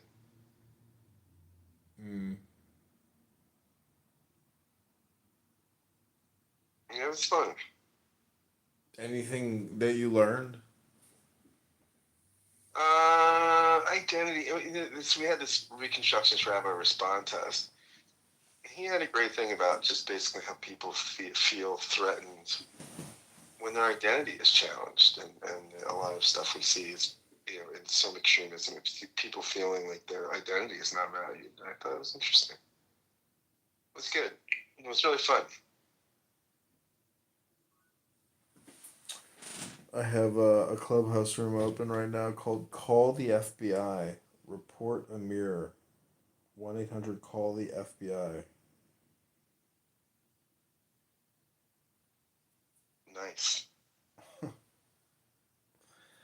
But anyways, yeah, my campaign is on, but November 18th we have 4 Did you like my hearings. intro of you at the room the other day? Yeah, it was good. I got kicked out of there today for claiming that Marshall claimed that he was a communist and a socialist. Yeah, you weren't in there, but I got kicked out, and then I spammed the Facebook Messenger chat with my donation link, and then quoted what Marshall said in a room, and Gary got furious. I love it. Totally worth it, though. Marshall is the dumbest, somewhat nice guy you've ever met. Not that much of a gentleman. I mean, he can go off on people, and he has horrible listening skills, and he's something's off with him. But I love when you said stank and rankin. Yeah, that's what he is. He's stinking Reggie. He's got fucking meth mouth. He's got fucking dry flakes coming off his lips, probably dandruff. Dude, you're pretty funny, buddy. You say a lot. Lots of freckles. I mean, see, you gotta roast people because otherwise shit gets boring, dude. People need to get made fun of. I mean, I've been in enough situations where if people weren't willing to make fun of people, it would have been just miserable. I guess that German term, Schadenfreude, taking joy in somebody else's misery or suffering or something. It was like some sick. There, like comedy is a little sick and twisted, because you're you're laughing at somebody else's expense. Anyways, well, I'll be looking forward to watching your Christian nationalism. Alan Watts was always claiming that the Bible's a very dangerous book, and we have to be on the watch out for Christian nationalists. But they never seem to become a problem, unless they just blended right in. Wait, buddy, I'm going to send you the link. I'm going to put the audio version up. I'm going to do a better audio than this, but here's the link to the. We got 26 views so far. All right, that's not bad. This is a TV station filmed it. The local TV station filmed it. Oh wow. Yeah, so this is their YouTube feed, not mine. Was it tied into this guy's? Did this guy have a book or anything, or was it just a? No, it was just me and my buddy Bill who did this podcast. So we just we co-hosted it. We do this podcast together, my friend Bill and I, called New Persuasive Words. So there you go, buddy. There's the link to the show.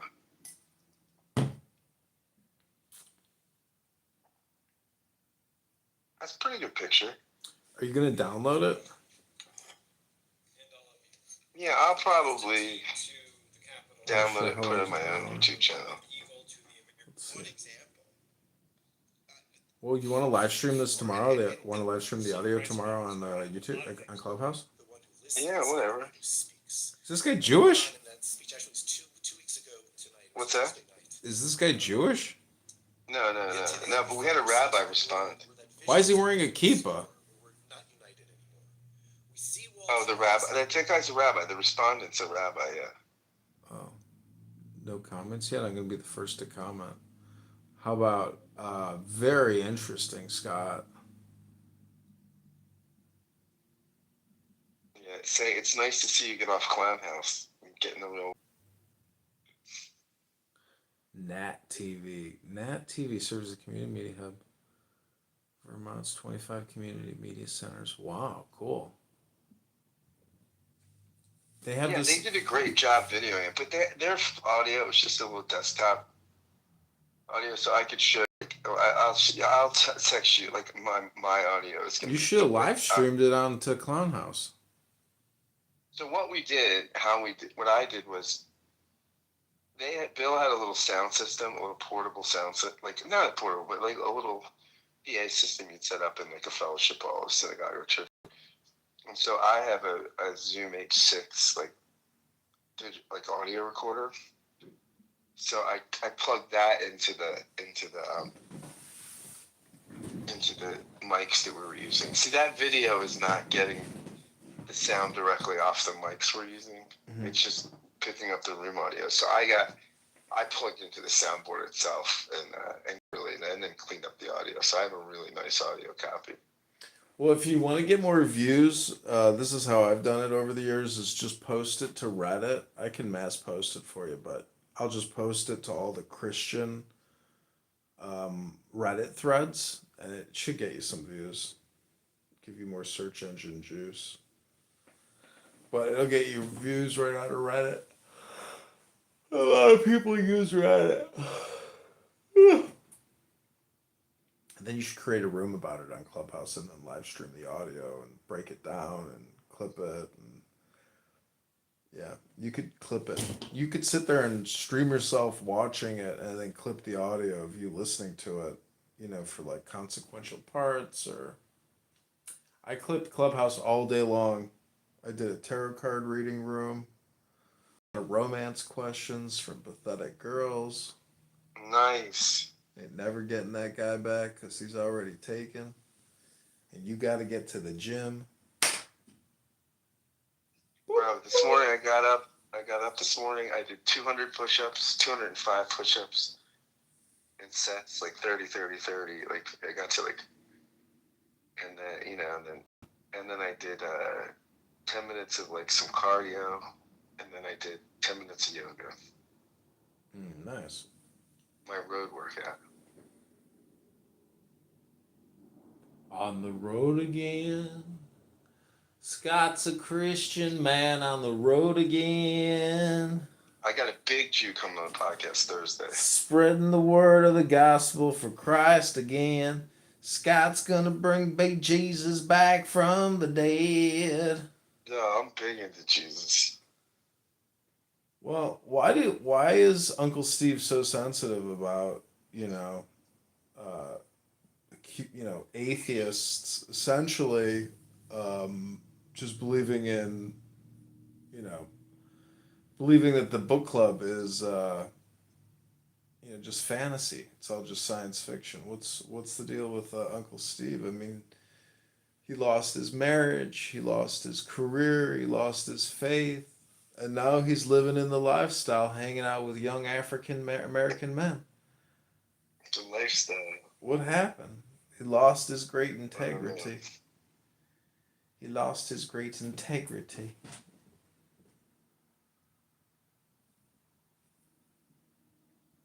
Well, I created a new house today called Uncritically Thinking. I love it.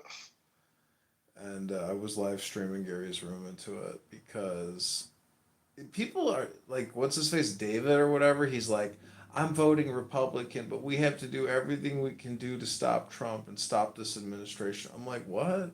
How are you voting? How are you claiming you're a Republican, but you want to destroy the government? Dude, people are not handling Trump well. Not even close. Trump has people up at night. They can't stop thinking about this guy. Their whole lives have essentially become one orange melange. And he's just getting started, man. They're going to expand capacity for these deportations. They really think they can achieve 20 million. They're going to have $1 million a month turnover? What? Do you believe that? They're like buying up all this like warehouse facilities so they can, they're going to literally take over an Amazon warehouse, multiple Amazon warehouse facilities so they can do like, how's that possible? Anyways. Big career opportunity. Big opportunities ahead of you. I love it. That's what people in the IRS kept telling me. Oh, this is a great career. So many opportunities ahead of you. These fucking people have been parasiting off the government for like 40 years. Full pensions. Never left the job. Just still sitting there doing nothing every day. Maxing out at GS14 Series 30. GS14, baby. Getting paid the salary of a fucking 5-star general. 40 years at the IRS. There was one guy, he was 96 years old working at the IRS. I was like, how old is that guy? He's like, oh, he's 96. I was like, that motherfucker is still working at 96? Oh my God. A GS65. He had been there 65 years. You know what the temperature is in Vermont right now? What?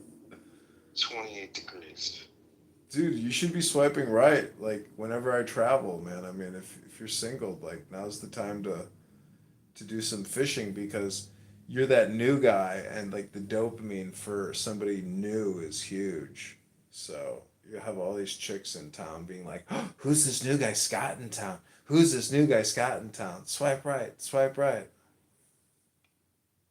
I love you, buddy. It's true, dude. I'm telling you, man. I know. Miracles happen. But you're a good dude, man. You really are. I'm looking out for you because I'm only telling you what I want. I think my taste preferences or my aesthetic is is pretty good. I've always had good taste. I love it, buddy. All right, buddy. Well, I'm gonna head to bed. Okay, safe travels. Hey, buddy. I'll see you in the room tomorrow. Okay, hasta mañana, amigo. All right, pal. Good to hear your voice. Okay, Talk to you later. Bye.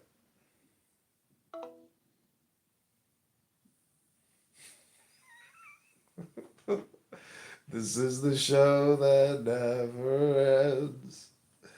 Yes, it goes on, my friends.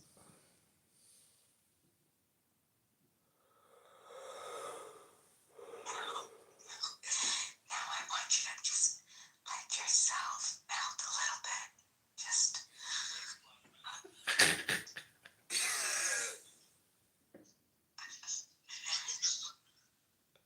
Can't laugh. Have to relax. I want you to close your eyes. Everything can wait. Everything can wait. The world can wait. The world can wait. Okay, maybe we should create an ASM. Oh, we can still get the Mayor's room. There's a lot of church fathers that would disagree with that. Especially, and here's the ironic part, especially the Alexandrian ones. Because the Alexandrian ones, being from Egypt, knew Egyptian history, and they knew that this shit didn't actually happen, right? So they came to the interpretation of, this must be like an allegory of some sense. Because they knew for a fact that 600,000 people did not leave Egypt and then go to Palestine. Like, that's just not possible. Right? So they came to the interpretation that this must be an allegory. This is not actually literally true. Yeah, this is very well founded in church history. There's a difference between what you're saying and what gone. Stop mocking Christianity in the chat, otherwise I'll have to kick you out of my fucking room. I wish you would. Sure.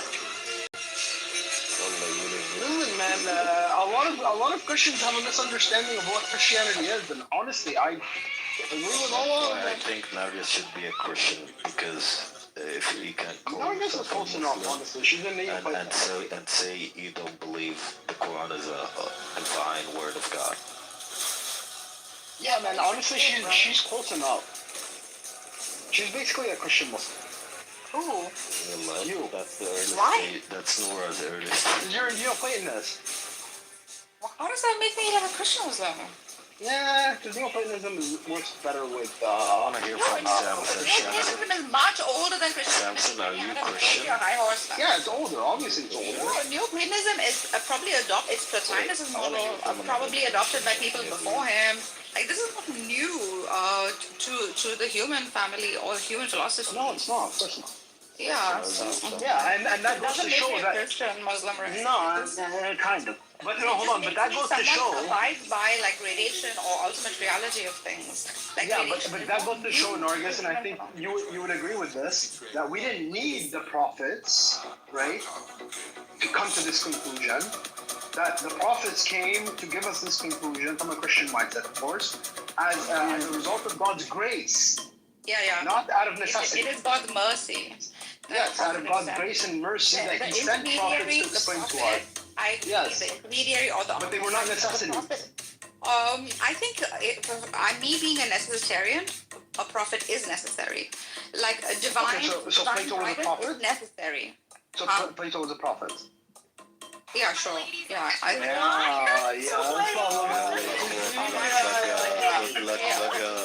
Aristotle was a prophet. Buddha was a prophet. People were prophets. Fantastic. No. Like, you guys are awesome. Like, we had prophetic message that Wait. You see why I call him a Christian Muslim? No, don't call her Muslim at all, bro. We can claim her, bro. You can have her. We don't want her. And I even think Zarathustra was Listen, hold on. I want to hear from Samson. If he's a Christian, if Samson is a Christian, I want to hear his perspective on that. Benny Adam, like, when did Plato become a prophet in Christianity, Benny Adam? Like, come on. No, he's not. No, he's not. I'm not saying that he was. That's the point. I'm saying that Plato got to this theology. Hold on. I'm saying Plato got to this theology independent of God. That you can achieve this theology, this understanding of God, Independent of God. Who is ever independent of God? Okay, hold on. Non-existent. I'm saying independent of divine revelation. Probably qualifies as not a Rasul with a Risala. Plato probably qualifies as a sign from God who probably holds the truth. Now, does it make him a Rasul? No, it doesn't make him a Rasul. It makes him a Nabi. Yeah. Yeah, that's what a prophet is. That's what his messenger. But not a Rasul with a Risala. Yeah, okay, fine. Yeah. But he's a Nabi. And no one's free of divine inspiration. Like, I don't know, as a Christian, Wait, you have divine inspiration? Hold on. You have divine inspiration? Yeah, Benny has divine inspiration. No, don't talk about Benny. Don't talk about it. You have divine inspiration? I don't have that.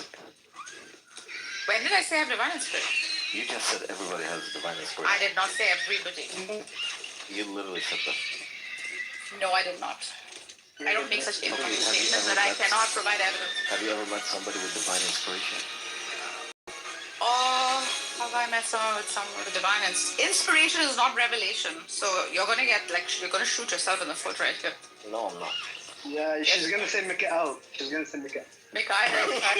He's in me. Dude, inspiration is not the same as revelation. Revelation is very important. Revelation is Salah. Listen, you fool, Prince. I'm not. Inspiration is tajalli. Okay, revelation inspiration is wahi. It's wahi. No. Revelation is wahi. Inspiration is tajalli. There are many great people who have very spiritual. You know what? Never mind. Inspired by God, right? Hold on a second. Let's ask the atheist Jew. Buttercup. Yes, Habibi. الله يلعن شكلك هذا راح تلبسني مساعد والله حي. What do you say? Anyway, Nagus, I wanted to ask you what makes us Persian. We know rules. Oh my God, Samson. No rules makes us Persian. Samson. The Majusiness in us makes us Persian. Please, we don't have to have this conversation because. No, it's a good point. Yeah, a very good point. Discussion. Sadly, my 23andMe provided me as most Arab, so I don't know how to face this. Abusive, John. What do you mean abusive? My lineage is so Arab. Samson, what Christian denomination do you belong to? I'm not ashamed. But Nagus, listen, the reason why it's Nowruz, Samson. That's really what makes us Persian. Wait, I thought he was a Christian. Because of the picture. No, I remember him saying he was a Christian, but maybe I was wrong.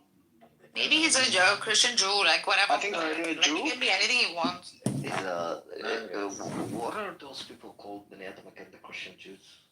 Not Hebrew Israelites. No. Oh, he's not. God bless it.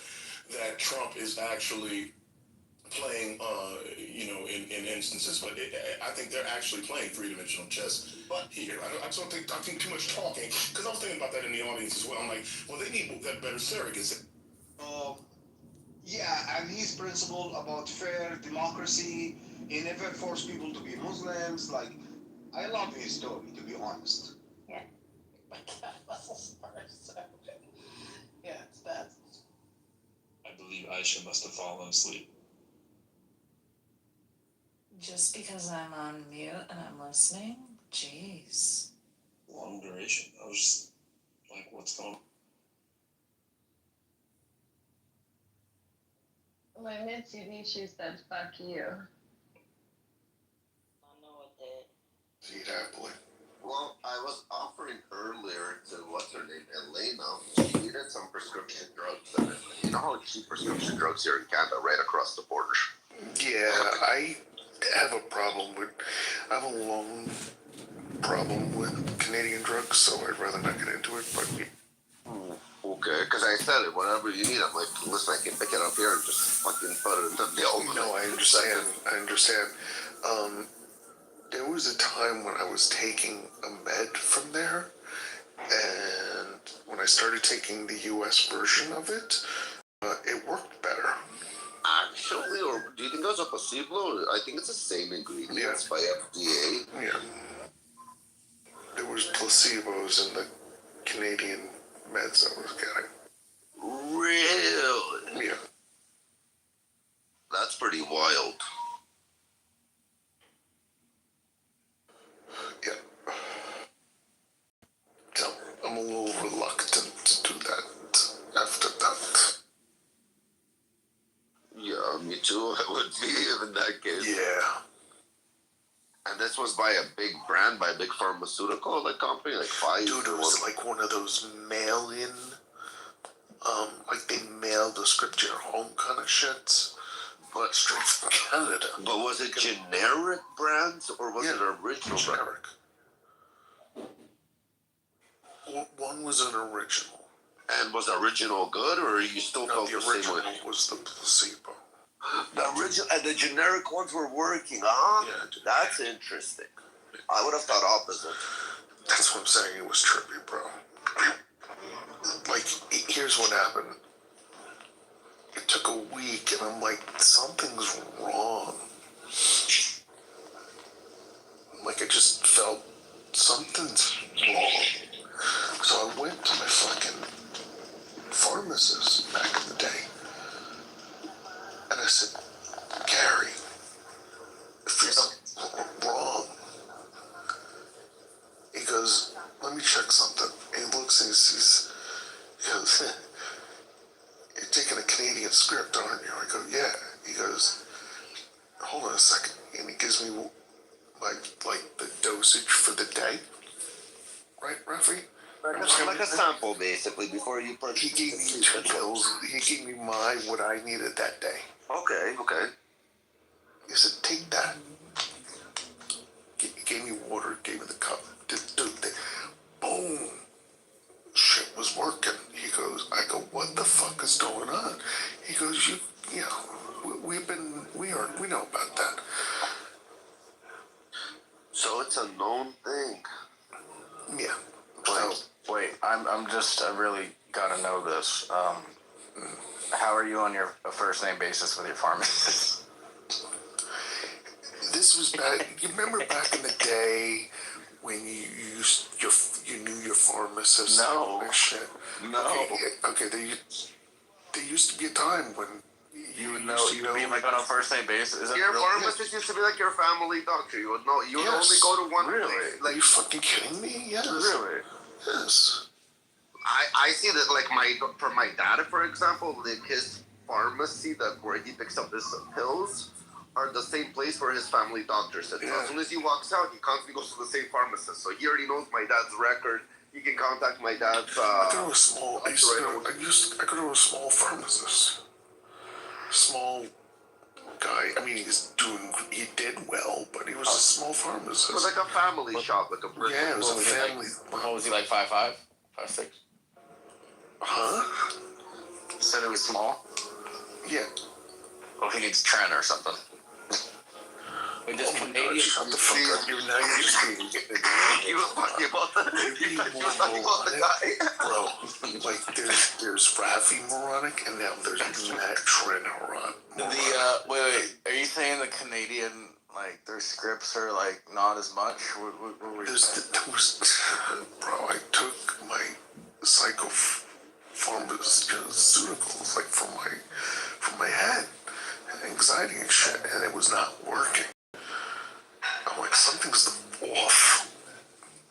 He goes, what's wrong? I go, I'm not happy right now. I'm not me. Like, I want to hurt somebody. He's like, so he goes into the thing, and he knows that he knew the med that probably was off. And so he goes, yeah, hold on, try this, which was basically me taking it for the first time. We're like in seconds, bro. I was like, what the fuck is going on? And it wasn't placebo effect, it was just boom. I was like, okay. I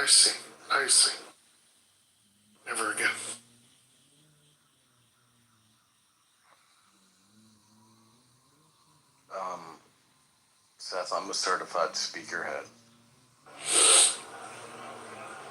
They were certified trend speaker. Oh, that too, but I love speakers. I love them. As long as you're not a certified dickhead, you're fine. Well, we haven't gotten there yet, but no. Okay. I was just saying that's the last step. What the fuck? What the fuck is trend? I heard it somewhere, and I don't know if I've heard it. Horse steroids. You know, then guys take it. Fucking sick. Oh, okay, good. I don't remember if I heard it somewhere else or just Matt said it so many times in the fucking room. I'm having deja vu. Like I already been like hearing this fucking word all my life. It's sick as fuck.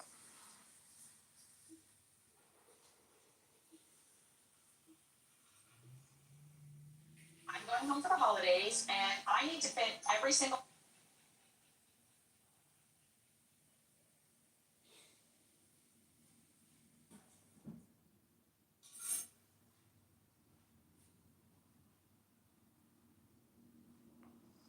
I refuse to pay for YouTube, the ads, but I get them like fucking 24/7. Might as well.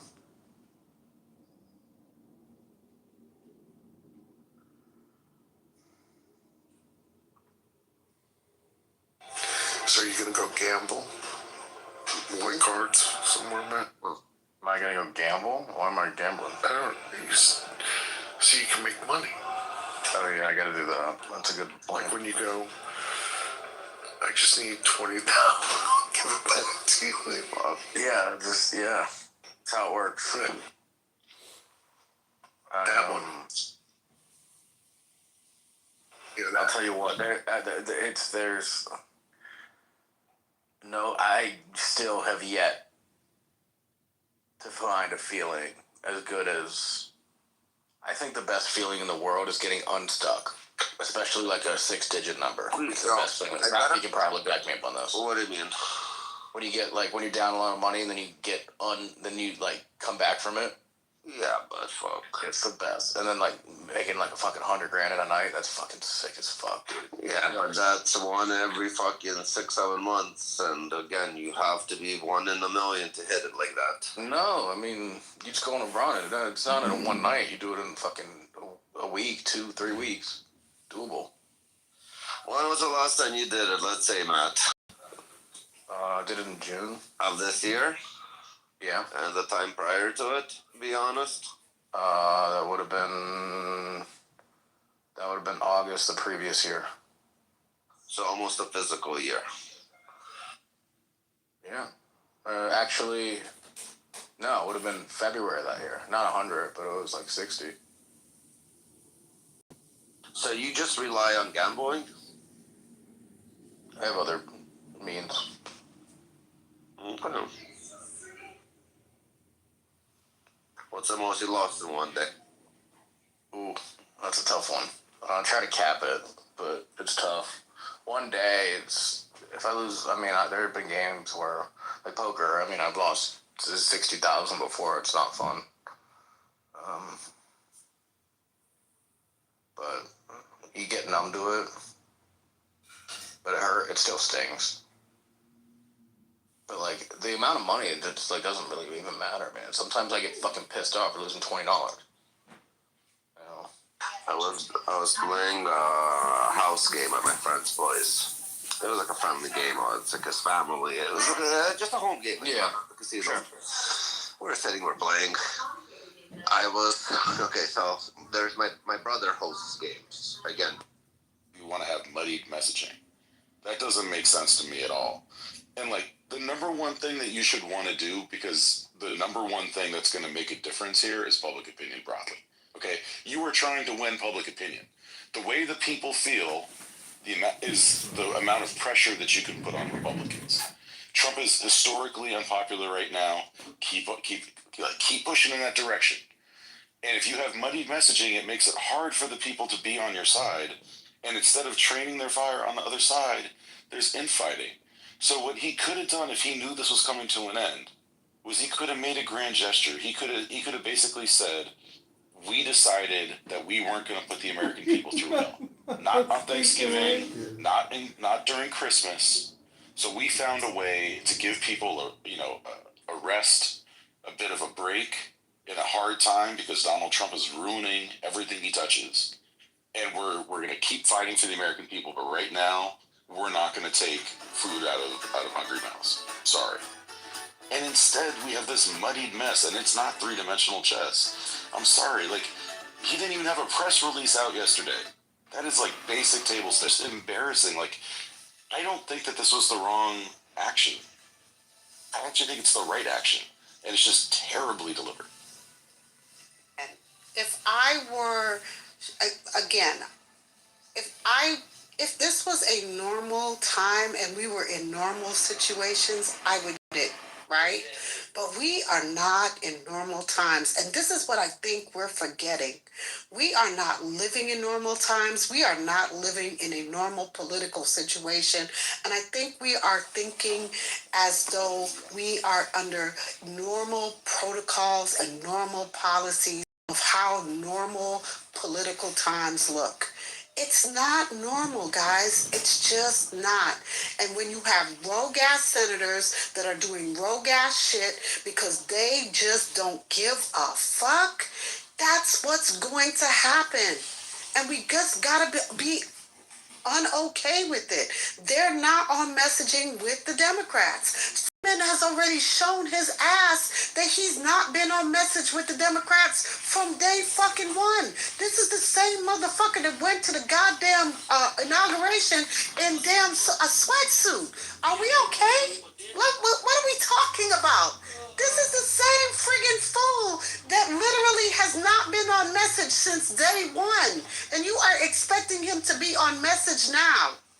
What are we talking about? I think there's Come on, guys. Really? There's another consideration. Another consideration is they understand that others understand that as well.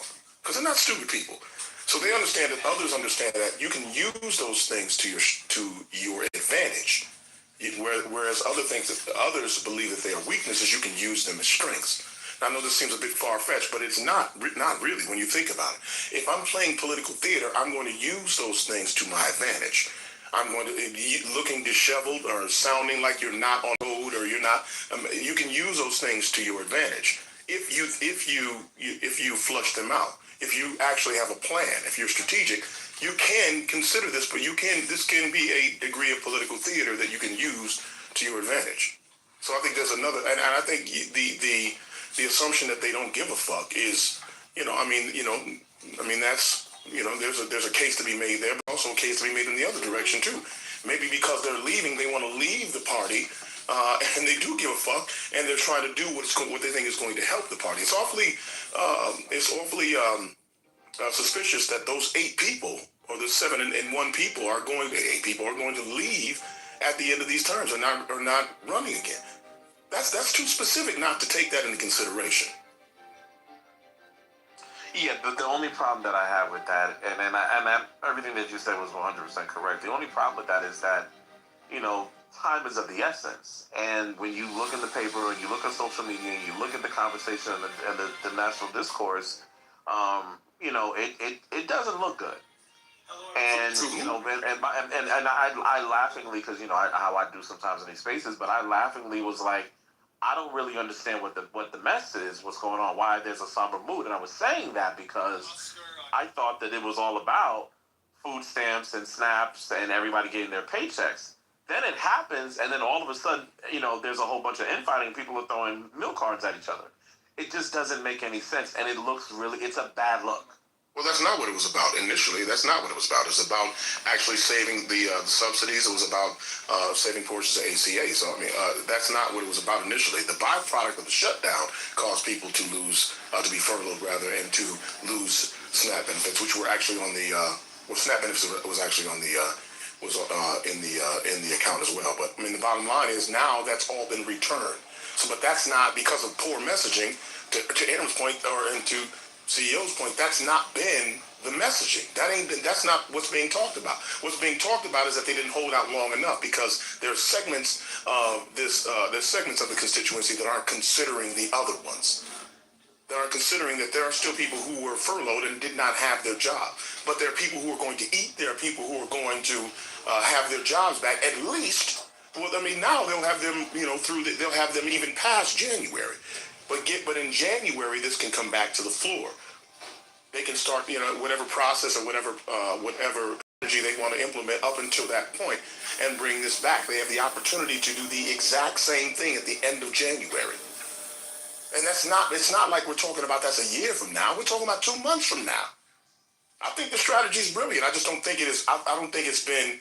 I don't think it's been explained well enough. But maybe, just maybe, there is because they've done what they should do to this point. Maybe there's a point to that. That's all I'm suggesting. I don't think it's. I don't actually know, but I'm saying maybe there's actually something to this as well, especially when there is another option on the other side of it, and it's not even that far away. Respectfully, I think your wish cast thing. Like Schumer doesn't have a track record of three-dimensional chess. Like Schumer, and even still, like answer me this. Like if he had come out and said, like if he knew this was coming, which I think they probably did, and I think CEO is right about that they basically decided that the inflection point at which they were going to stop getting political benefit and it was going to either plateau or start to move the other direction was starting to appear, and they had already, I think that they did have some impact on the election, and it was time for a different move. Tell me why it wouldn't have been better to say Donald Trump has put us in an impossible position. Either we let the poorest Americans go hungry leading up into Thanksgiving, federal workers not have paychecks to be able to make their mortgages and car notes and everything else, or we hold out for healthcare. It's an impossible choice, and I want you to know that this impossible choice is because your president doesn't love the American people. But we do, so we've kicked the can down the road. We're going to fight another day. And how would that kind of messaging not be better than what they just did? That can be true. Everything that what you just say can be true, and that's where I disagree with Quinn on the very last point that he made, because I turned on my TV and everything that I saw on social media, it was the conversation and what I heard from people on the Democratic side, whether it was Hakeem Jeffries, it was SNAP benefits, and it was people getting their paychecks. That was a main talking point in the conversation, and that the Republicans are holding it up. So now, we waited we waited all this time for that. You guys come back to the table. You're not able to get anything other than anything in your favor, and then on top of that, there's infighting and there's all this other stuff. None of this makes any sense. But there isn't. But they did get something. They got furloughed workers back, and no one is going to lose their job, which wasn't the case prior to that. There was talk of people losing their jobs permanently. No one's going to lose their jobs. SNAP benefits have been returned, and you can still make the case for the subsidies and ACA at the end of January. But the question is that why couldn't we have done this? Do you think what I said if we didn't get anything else, what they did? If we didn't get and that's the thing. If you didn't get anything else besides that original thing, my whole thing is we could have not wasted all this time, and you could have did this weeks ago.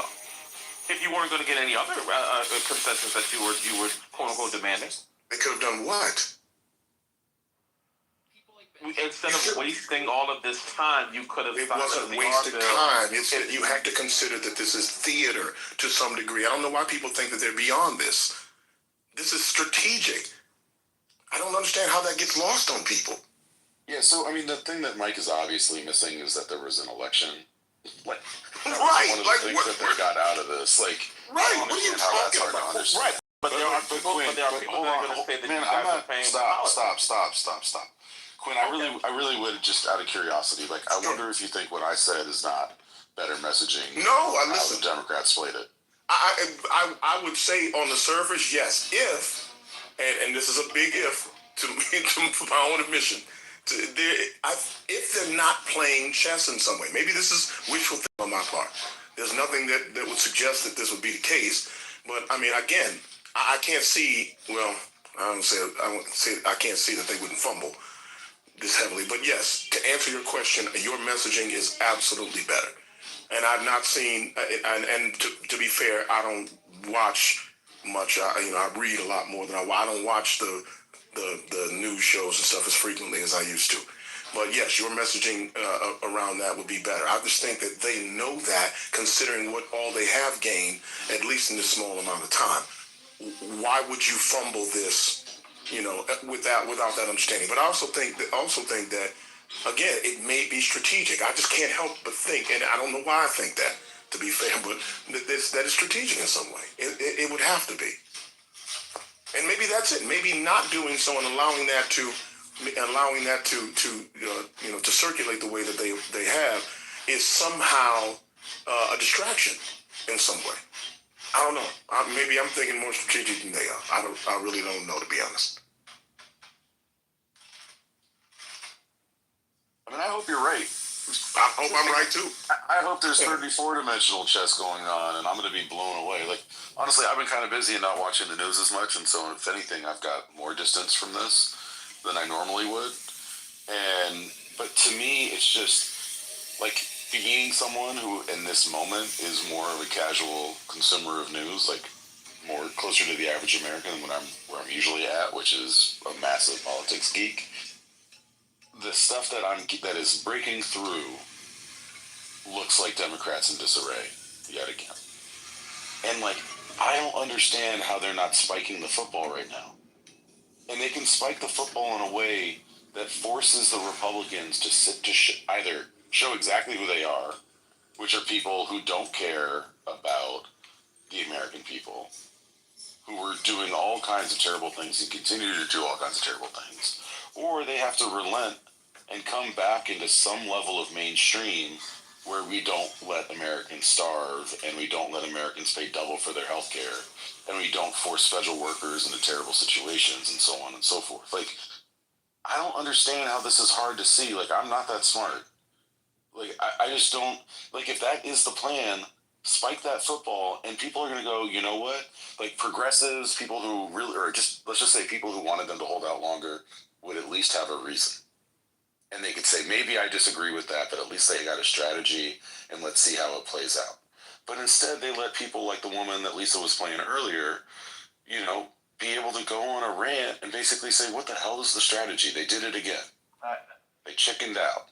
And that to me is just terrible, terrible communications. I agree. And if we're basing this on what they've done from a messaging aspect on historically, then yes, this is not good. But I don't think I think there's time to do that, though, if that's the case. Yeah, but I think that if you share too much, then you allow Trump to disrupt your strategy. So I'm not in favor of over communicating. How so?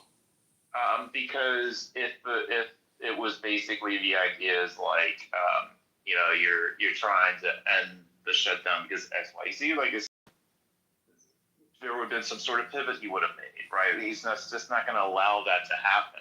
So I don't see the point of communicating the strategy to that degree. And I think that the base right now just wants blood. So you're just going to have to deal with this sort of thing anyway. The only pivot that's available to him from the messaging provided is to actually feed hungry people, address the healthcare subsidy problem, and stop attacking federal workers. So the pivot is a win for Democrats because, those are the priorities, right? And that would mean that they would have won concessions, and that would be fantastic. The only other pivot that, he could do is what he tends to do, which is, pardon 70 people like Giuliani, just throw some other random shit in the air, which he does all the time anyway. So that's not even a change. That's not even a pivot. And then the other thing that would be available to him is to do the same stuff and look like an asshole. One thing about federal workers that's true is virtually all of us know one. It's very hard to not know a federal worker. And there's 3 million of them or something like that? Like, they're in every community across the country. Like, this is not a hard thing to do. And so, like, if you care about people, and Democrats largely do care about people, saying that you took care of people seems like an obvious thing to do. And that's not central to their messaging. Like, how can that not be central to your messaging? You just helped people. Tell the world that you helped them. I don't understand, because, like, it's not even political theater, because you did. Like, you literally did take pressure off of people who didn't deserve to be harmed. Why wouldn't you say that? Because the question that some people are going to rise, even though you're right, is why did it take 40 days? Because you had an election. So we were playing politics. Of course. What else you think it would be? Yeah, but you don't want to say that. That's the point. You don't want to come out and say that. Right, you don't want to come out and say that. Playing checkers and you're playing chess right now. Yeah, but it's also that the conditions also changed, right? Like, there is a congressionally mandated fund for SNAP that in the event of a shutdown is supposed to be tapped into because Congress agreed that starving people during a shutdown is bad. And Donald Trump, in his infinite wisdom, decided that starving people is good. Yeah. So that was a condition that shifted. So say that, you know? And, like, the fact that they were planning on cutting all these jobs and hurting people, and you saved those jobs in at least a semi-permanent way, say that. Like, that's a good reason to change your tune and to take care of people. Like, I don't, like, this isn't, you don't have to be three-dimensional chess when like the truth is on your side. You can make it plain, and the people who think in three-dimensional chess, right? People in messaging, we call this people who consider future consequences, or they're high CFC. Okay, people who consider long-term will understand it, and people who are low CFC, like, I'm trying to buy Thanksgiving dinner. Can I do that or not? Or my Thanksgiving meal, like, can I do that or not? Right? Who are low CFC, were just like, what's right in front of me right now? Can I survive? Can I do what needs to be done? Everyone would understand that. And at least it would be a good argument, even if there's, like, always going to be someone on the left who's going to, like, say you didn't push hard enough. That's always going to happen. There's always going to be someone in the center who's going to go, we shouldn't have done it at all. That's always going to happen. There's always going to be people on the flanks. But at least for the vast majority of people, you could make a good argument. And that also would work with independents. Like, I can't see the hole in what I'm saying. If you can poke the hole. All right, so here's, I think, the simplest way to frame it. By not over-communicating, their current position is, we oppose this deal on principle, but won't keep the government shut. That is having your cake and eating it too. If they over-explained it, then you run the risk of exposing the stagecraft and confirming it was political theater. Right. So they didn't say that, and they're continuing to do, and you're going to take a little bit of flack for it, but it's worth what you're risking. Because there was going to be a risk somewhere. You were going to risk something. You were not going to come out of it clean in any way. Even if they were to do what you're suggesting, you still don't come out of it clean. There's still going to be someone who says you didn't do this the right way. You held on, and people are not eating, and you held on, and people aren't getting their medical benefits, and you held on, and people are not able to, people are still out of work. And this is through the holiday season. I fucking hate government. This is horrible. And now everybody's taking a hit. You got to make some choices. And sometimes you got to make some hard ones. The only place I will have any divergence is with Aaron is saying, if, in fact, we have to entertain that, they're just not doing what I think that they're doing. Or what I'm suggesting that they may be doing. I don't think they're doing. I don't know what they're doing. Yeah. But I think that's also the point. Part of the problem is that their quote unquote stagecraft was exposed. Namely, Hassan coming out and saying that he knew the whole time. So either Maggie Hassan is, like, I don't know, secretly a saboteur, or she's telling the truth and he did know the whole time. And he just wanted to, like, play it off like he was for it because he's more worried about his own reputation than leading the party. And how popular is she? Oh my God. Like, it's not a good look. It's not a good look the way that he did it. Like, he hasn't even put out a press release. Like, he hasn't even tried to frame it himself. So just the simple fact of like the way messaging works, particularly in today's day and age, where if you're not pushing the message or being like someone else is, and it's not going to be to your benefit, like just that alone is a mistake. It is a mistake in today's, environment to do that kind of stuff. And this is the thing that I don't understand is, yes, you're going to have some people complain because there's a lot of human beings in the U.S. and there's going to be human beings who complain. But if you keep most of your people together and you build political will because people understand what you're for, you can actually build real sustainable power. And the problem with the way Democrats have done things, and this isn't even a left or a right thing, right? This is a stylistic thing, not a policy thing, is that they're constantly acting like they don't need to worry about that like gut reaction to the politics. And the gut reaction is actually what matters most, especially the way politics is done today. And so they should have people who like gut reaction are like, yes, I get why they did what they did. Because I've got a federal worker in my life too, and I don't want them to hurt. Like, that's not hard. There, can you see it? It's there. It looks wrong. My brain can't quite get a handle on the movement. I'm used to seeing how. Now, I'll also say this. It's also not too late for them to do this. Like, the one thing that is true is that they do have time. Another thing that's true is that the Republicans aren't going to change anytime soon. Like, Donald Trump is losing his marbles. Like, that guy is falling steadily into some kind of decline, some kind of sundowner or something. I don't know what's going on, but it's not good.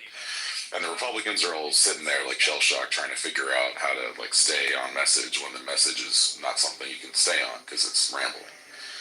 So, like, this is still available to them.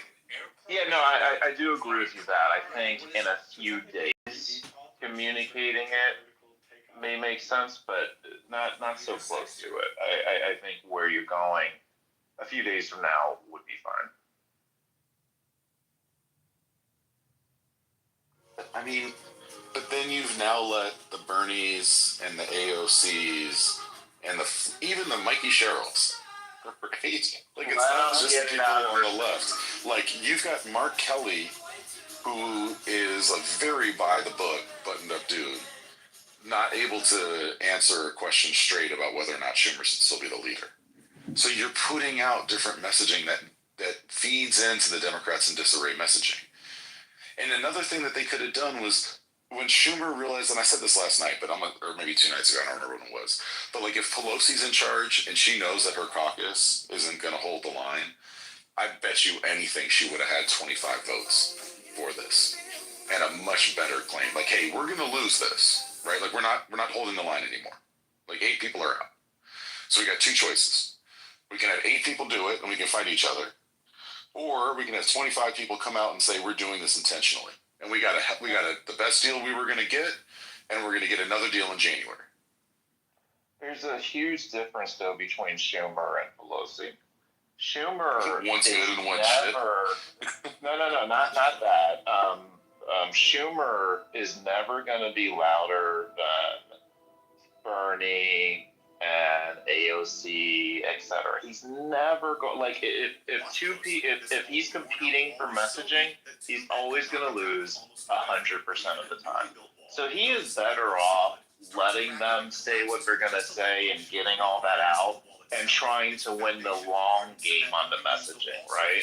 So have a narrative end of this week, have a long-term, but let them go ahead and get all their stuff out. Because he can never win the message on it, whereas Pelosi could. Pelosi could always win the messaging in the moment. Schumer has never won the long game in the messaging, and Pelosi almost always has. Because she actually has, like, real political instincts. Like, she understands the way the winds are blowing, and she always understood that when she had the votes, she would act like she had the votes, and when she didn't, she would act like she didn't. And she knew where her people were, and she established enough trust and enough consistency that her people were willing to, like, sit down and shut up when needed, right? To trust the process and to understand that she was doing the best that she possibly could. And Schumer does not have that confidence because he's a shitty leader. He's not good at it. Like, when you hear him speak, half the time it doesn't land. It doesn't make any sense. He's got negative charisma, and Pelosi wasn't a good speaker. Like, in terms of, like, her oration, right? Like, she wasn't charismatic. And I just don't understand, like CEO, you're in comms, right? Explain not putting out a press release.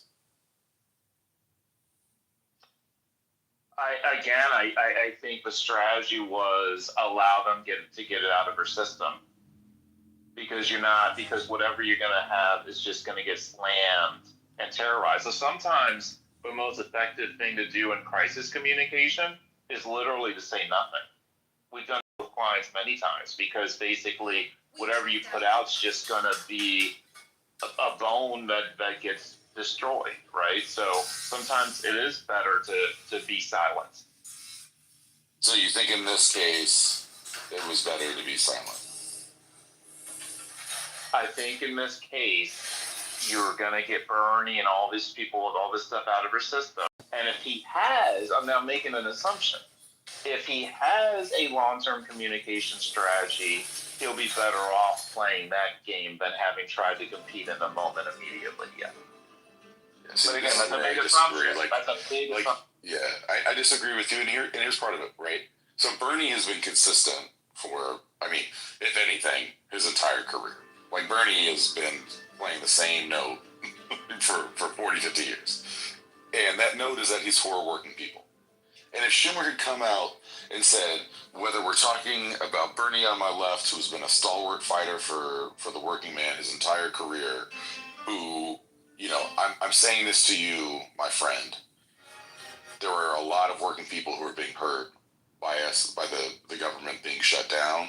And while I know you might not agree with this choice, know that I'm doing it because I'm aligned with you. That would have been good. Bernie would have could have said, at least our values are the same, even if our tactics diverge. And that would have been so much better. And he could have said the same thing with people in the center. Because, like, if Mark Warner and Tim Kaine aren't on the same side of something, you got plenty of room to talk to both the center and the left. Bernie would never do that. Bernie always wants to put Democrats' heads on a stake, just like a lot of you guys on the left. It's always the Dems' fault. They don't have a backbone. If they would not have shut the government down and just gave in the beginning, there would have been a problem. We knew the Republicans were not going to move from their position because they do not care about American suffering. And so the Dems decided that they were going to play this out to the election. This has happened where they have sent these 8 or 6 senators out there to open back up the government so they can continue to fight while staying on messages that they did not consent to this deal, because had they done what you said, Your Honor, people would have still called them spineless. If you're not listening, people are saying that American people wanted to continue to shut down, regardless of what the consequences were for federal workers, for SNAP benefits, or anything else. They wanted the government to stay shut down. So had Schumer came out and said exactly what you said, everybody would have been doing the same thing you're doing now, saying that he's feckless, he's spineless, he just gave in to the Democrats, they're not going to do this. There is no winning for some of the Americans for Democrats. It doesn't matter what Republicans do, they're going to turn their ire to Democrats every single time, regardless of what decision that they make. Instead of having rooms about Republicans don't care about American people, they would have allowed the government to stay shut down. Instead of negotiating with Democrats, we're having a room about Democrats are whatever, or they lead us astray. They bamboozle us. They give us nothing. They don't have a backbone. All those things. This is what happens constantly. So I agree with MAGA when he constantly If I was a Democrat, I would do nothing. I wouldn't care anymore either. Because what do you get for caring? You get the same shit that you get for not caring. They get more iron than fucking Republicans at this point. It's just so exhausting to hear about what Democrats did wrong every single time, yet nobody tries to do anything different. Because most of the time, the people who have all of this ire for them, they would be doing the exact same thing. The exact same thing if they were in these Dems positions. Well, I don't believe any of this stuff that people are saying at all. They just say things because, first of all, again, like I say this 100% every single time, the people that are normally talking, like the gentleman in the chat, don't have a fundamental understanding of government in general. That's where it begins and ends. So the things that come out of their mouths are emotional more than sensible, because you don't have any sensibility to select from, because you don't have any information you don't know. So the only thing you're going to hear from people like that are emotional things, because they don't have any information to pull from. So I don't expect to hear anything different from them. So I mean but it's disheartening, but it's not without a degree of anticipation. So you think, Your Honor, that if Chuck Schumer decided to join the 8 or even led the Democratic Party together to reopen the government with the deal that they have, right? And communicated that they are opening it because we have to think about the workers. People would not be dragging him even harder than they are dragging him now, even though he voted no, and there are reports that he tried to stop it and couldn't stop it. Like, come on. I agree 100% on it. Like, this is ridiculous. Yeah, well, the scenario you presented isn't the scenario that I'm suggesting. I didn't say he should have voted against it and also said he was for it, because that doesn't make any sense. That doesn't make any sense at all. What I'm saying is that it made sense for Democrats to relent in this moment. I actually agree with the tactics of opening the government. I actually think that this is the right moment to do it. And the pain that was coming around the bend was going to be like intolerable, both in terms of just the material impacts on people, and also that the political impacts were probably not going to redound to Democrats' favor, and certainly not in a way that would be worth the pain that people were going to have to go through. Given that, yes, he would have still received smoke from someone. I just literally said that. I don't know if you were in the room or not. He absolutely would have received ire from people. That's absolutely true. But I absolutely believe that if he had gotten 20 Democrats to vote for this, and I'm not saying 20 Democrats were going to come together ahead of time, but once it was clear the writing was on the wall, he absolutely should have pivoted. Because it was going to happen anyway. So at that point, the question is do you want to have political infighting where literally his own caucus is at each other's throats in the media, or do you want to have a principled stand? Like, that's the choice that he made. The choice is he didn't take principled stand. He took infighting. No, and that's the choice that he's made over been, and over and over again. No, and it's why he's not a Nancy Pelosi. To sacrifice Democrats who would have to face their constituents back at home who don't understand what's going on and would have had some type of visceral reaction to them voting yes. Had the ones who were not, who were up for different elections coming up, or who had a seat that might have been in jeopardy, voted yes, that would have been political suicide for them. So the best thing that he could have done was allow them to vote no, so that they can take cover to say, I disagree with us opening up the government because that's what the people want to hear. Exactly. It just doesn't make any sense for people whose seats were up or could be up in the future to then vote yes, when we know that the majority of Americans at this point only cared about them, quote unquote, taking a stand. That's all they cared about. The vast majority of, well, it's about 2/3 of Democrats aren't up for re-election right now. I'm saying at some point. And then you throw in retirements on top of that. And most of them aren't in competitive seats because we don't have a lot of competitive seats, period. So there's plenty of other people who could have, like I said 20. I didn't say the whole caucus. I didn't say 40. I said 20. Right? But Just there's no need to risk any of them, is my point. None of them are risked. Like, I'm talking about people like Mark Warner or just like because the they're in a Hawaiian blue senators district or doesn't even mean that a California. Their seat. Alyssa Slotkin voted against this. Okay. She's in Michigan. Your Honor, I'm trying. Like she made a choice to actually like vote opposite of what you're saying, and she decided that it was the right thing for her to do. And that's a meaningful thing for her. Like, and she's absolutely in a seat that potentially could be at risk at some point. So what are we saying? You think Alyssa Slotkin doesn't know what's best for Alyssa Slotkin? She's been one of the most talented politicians in recent memory. I don't love everything about her, but she's very, very good.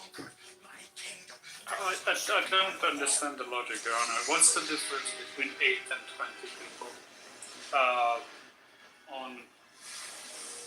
Isn't that gonna fracture the party? I would think so.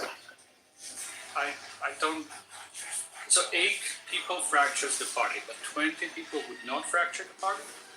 You know, with the problem, like, I really am getting tired of you strawmanning me. Like, first off, we've been on here long enough and friendly enough for you to not strawman me with, like, I didn't say, well, you're literally, okay, let me explain the strawman, okay? So, Bonnet, I don't, why are you talking over me? Do you want, I am, if you would let me finish. Well, nobody's actually explaining the straw man, though. Explain the logic. It's the same thing. Versus 20. It's not a question of 8 versus 20. The question is 20 making a principled stand who are able to articulate to the American people why this is the right choice to make versus 8 people who are presented as defectors where you've got one side of the party fighting tooth and nail with the other side of the party where it's not even like the normal sides, right? Like some of these are center versus center and left versus left, where there's no clear messaging that is coming out to the point where on Chuck Schumer's own website, he doesn't even have a press release out. It is unclear what the strategy is here. And you've got a whole bunch of amped up Americans who are like out in the streets, who are like trying to make change in their communities because they're fed up with stuff that's going on, and you're not leading them. So what I'm saying is the question is leadership versus not leadership. And what he did, where apparently he knew, but also was against it, but maybe tried to fight it, but muddy, is not leading. And so it looks like Democrats in disarray. And what I'm saying is like, even if it was 8, okay, and it wasn't 20, and at least he said, this is the choice that we had to make, that would be better. The messaging on this is what stinks. But I don't agree that would be better. I think. Okay, make an argument for the messaging